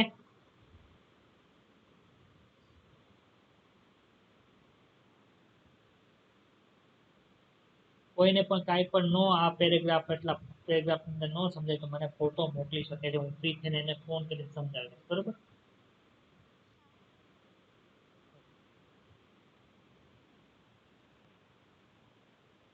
આની અંદર છે ને એક ડાયનાસોર નું નામ આપ્યું છે અહીંયા. આને એકને યાદ રાખવું, બાકી કોઈને યાદ રાખવાની જરૂર નથી. બધાને અઘરું શું પડે છે? અહીં એક પાછળ ચાર્ટ આપ્યો છે ને, બહુ અઘરો પડે છે. એમાં કઈ સમજાતું જ નથી શું કરવાનું. આ કરવાનું શું કામ? તો કે આ ચેપ્ટર માંથી પ્રશ્ન કેટલા પૂછાય? 2. થિયરી જેટલી સારી છે આથી અત્યાર સુધી આ બધા જે ચાર્ટ આપ્યા છે ને, 2 પ્રાણીના વનસ્પતિ એમાંથી પ્રશ્ન પૂછવાનો. હવે તમે વિચાર કરો, તમે એટલો મોટો ચાર્ટ પાકો કરો અને ફિઝિક્સ નો એક દાખલો કરી રહ્યો તો બેને હરખા માર્ક મળે કે અલગ અલગ? આની ઉપર ટાઈમ બગાડે કે ઓલા ઉપર ટાઈમ બગાડે? તો હું જયારે નીટની તૈયારી કરતો હતો ત્યારે મને આનો પ્રશ્ન હતો. મને સરે કીધું એવું હોય ને તો આ એક ક્વેશ્ચન જે આની પાસે, આમાંથી એવું જ નથી 2 પ્રશ્ન આ એક જ ટોપિક માંથી પૂછે એવું છે કોઈ દિવસ? તો 4 માર્ક મેળવવા માટે આટલી માથાકૂટ કરાય? પછી તમારી ઈચ્છા તમારે કરવી હોય. ઈઝી વસ્તુ આ છે. પ્રોપર હોય ને હંમેશા કઈ 720 લાવવા એવું ફોકસ રાખીને ન બેઠા હોય. કેમ કે આ બોર્ડ નથી, આ કોમ્પિટિટિવ એક્ઝામ છે. આમાં જે હારી મહેનત કરી હોય ને એને એનો ટાર્ગેટ શું હોય કે એટલા ઉપર માર્ક લાવવા, એટલા 720 માં 720 લાવવા એવું કોઈ હોય. કોમ્પિટિટિવ એક્ઝામ ની અંદર પૂરા માર્ક લેવા એવો ગોલ નહીં રાખવાનો. મારે એટલી મહેનત કરી તો એટલા માર્ક કરતા વધુ માર્ક લાવ. એટલી આવી રીતે આ દ્રષ્ટિકોણથી મહેનત કરશો ને તો 360 માં 360 આવી શકે. સમજાય છે? એવું જ કરો. મારે 360 માંથી 360 જ આવવા. જયારે વાંચવા બેસો ત્યારે એક ક્વેશ્ચન નહીં આવડે તો એમાં 360 નહીં આવે, મારે નથી કરવું, જાઓ મૂકી. એમ જ થાય. બરોબર છે? આ અનુભવ કરેલા છે. એટલે દ્રષ્ટિકોણ શું રાખો, એટલા કરતા વધુ માર્ક આવે એવી મારે મહેનત કરી જાઓ. જેને આ વસ્તુ કરવી એની મારે કઈ ના નથી, પણ સ્માર્ટ વર્ક શું છે નો કરો તો સારું. કરવું હોય તો કોઈ પણ વાંધો નથી. બરોબર? માનવની ઉત્પત્તિ અને કેમ કે આપણે સ્માર્ટ વર્ક કરવાનું છે, ગધા મજૂરી કરવાની. માનવની ઉત્પત્તિ ક્યારે થઈ? તો કે સર લગભગ 15 મિલિયન વર્ષ પહેલા. 15 MY એટલે મિલિયન યર. કોણ હતા? તો કે સર ડ્રાયોપિથેક્સ અને રામાપિથેક્સ નામના પ્રાઇમેટ ખબર છે ને, આપણે ભણ્યા હતા પ્રાઇમેટા, પ્રાઇમેટસ. આમાંથી એક છે ને એપ એટલે કે વાંદરા જેવા દેખાતા, એક છે માણસની જેમ. રામ કોણ હતા? માણસ હતા. આમ તો ભગવાન જ હતા પણ માણસના સ્વરૂપમાં હતા ને. રામાપિથેક્સ છે એ રામ ભગવાનના શબ્દ જેવું મળતું આવે તો રામાપિથેક્સ એ માનવ જેવા. ડ્રાયોપિથેક્સ એ એપ જેવા. તેઓ વાળ વાળા હતા, ગોરીલા અને ચેમ્પાન્ઝી જેમ ચાલતા હતા. રામાપિથેક્સ છે એ માનવ જેવા બધા, જ્યારે ડ્રાયોપિથેક્સ એ એપ જેવા. ક્લિયર? યાદ રહી જાય? કઈ અઘરું છે? પછી શું થયું? તો કે સર ઇથોપિયા અને તાન્ઝાનિયા એમાં કેટલાક માનવ અસ્થિઓ જોવા મળ્યા. આ માનવીય અસ્થિઓની વિશેષતા એ હતી કે જે માન્યતાને આગળ આપે છે કે તે 3-4 મિલિયન વર્ષ પૂર્વે માનવ જેવા પ્રાઇમેટ પૃથ્વી પૂર્વી આફ્રિકામાં, કેમ કે તાન્ઝાનિયા ઇથોપિયા ક્યાં આવ્યું છે? આફ્રિકામાં આવ્યું. ત્યાંથી મારે તેનો મીનિંગ શું થયું? કાર્બન ડેટિંગ કરી તેને ખબર 3-4 મિલિયન વર્ષ પહેલા પ્રાઇમેટ માનવ જેવા જે હતા એ પૂર્વી આફ્રિકાની અંદર. એની હાઈટ જોઈ, કંકાલ ઉપરથી હાઈટ ખબર પડે તો કે સર હા 5 છે 4 ફૂટથી ઊંચી નો, અને એ વાંદરા જેમ આમ 4 પગે નતો ચાલતા, બે પગે ચાલે એટલે કે સીધા ચાલે. સમજાણું? અત્યારની વાત થઈ 15 મિલિયન. હવે શું આવ્યું? 2 મિલિયન ની અંદર ગોતો. 2 એમાં આજથી 2 મિલિયન વર્ષ પહેલા એટલે 20 લાખ વર્ષ પહેલા. ત્યારે ઓસ્ટ્રેલોપિથેસિન છે એ પૂર્વી આફ્રિકાના ઘાસના મેદાનમાં રહે. પૂર્વ એવું દર્શાવે છે કે તે શરૂઆતની અંદર પથ્થરોના હથિયારોથી શિકાર કરતા હતા, પણ તે માંસ ખાવા હાટું નહીં, એના રક્ષણ માટે શિકાર કરતા હતા. પરંતુ મૂળભૂત રીતે કોને ખાતા હતા? ફળો ખાતા હતા. યાદ રાખજો, ઓસ્ટ્રેલોપિથેસિન શું ખાતા હતા? ફળો.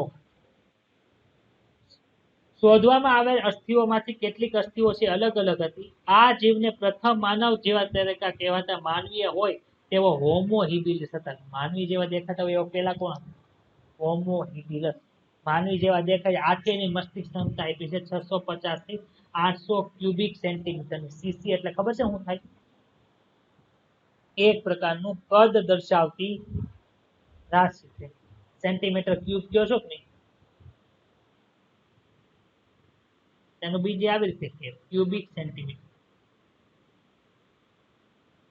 સીસી તરીકે તે સંભવત રીતે માંસ નહોતા ખાતા. જે પેલાનો માણસ હતો એ માંસ નહોતો ખાતો. અહીંયા સુધી જોઈ. ઓસ્ટ્રેલોપિથેસિન નહોતા ખાતા અને હોમો હિબિલિસ પણ નહોતા ખાતા.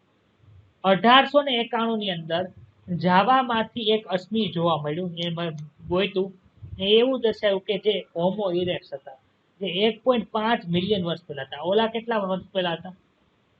2 મિલિયન વર્ષ પહેલા. આ ક્યારે આવ્યો? 1.5 મિલિયન. એટલે ઓલું ને આ બે વચ્ચે કેટલો? 0.5 મિલિયન વર્ષનો ફરક છે. એટલે કે 5 લાખ વર્ષનો. હોમો ઇરેક્સ નું મગજ છે મોટું હતું, જે 900 સીસી નું હતું. અને હોમો ઇરેક્સ એ માંસ ખાતા હતા અવળા. પછી કોણ આવ્યું? તો કે નિએન્ડર માનવ હતા, એની 1400 સીસી નું મગજ ધરાવતા. સૌથી વધુ યાદ રાખજો કોની અંદર જોવા મળે છે? કેટલું છે? નિએન્ડર માનવ અને 1400 એ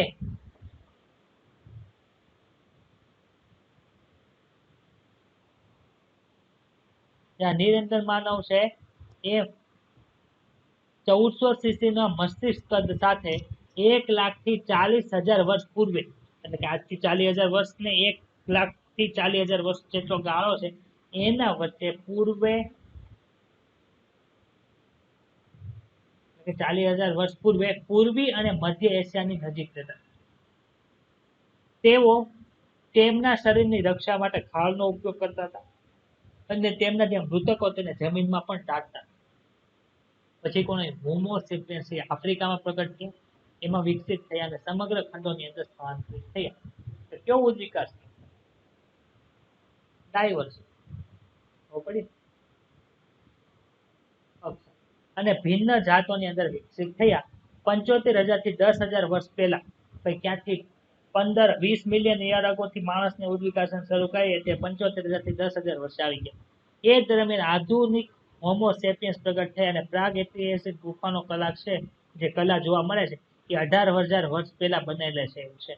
પ્રાગ ઐતિહાસિક માનવ દ્વારા તૈયાર કરેલ ચિત્રો છે મધ્યપ્રદેશના રાયસન જિલ્લામાં ભેમબેટકા ખડક ઉપર આવેલી એક ગુફામાં અંદર જોવા મળે. આ યાદ રાખો ક્યાં છે. અને 10,000 વર્ષો પૂર્વે છે ખેતીની શરૂઆત થઈ અને માનવ વસાહતો બની અને ખેતરની અંદર આપણે જોઈએ પાક ઉગાડવાનો શરૂઆત થઈ. પછી જે થઈ તે માનવ ઇતિહાસની વૃદ્ધિ અને સંસ્કૃતિમાં ઘટાડાનો ભાગ હતો, કે એના આગળ વિકાસનો ભાગ હતો. ક્લિયર થયું બધાને? અહીંયા તમે બે ખોપરીના નિશાન આપેલા છે.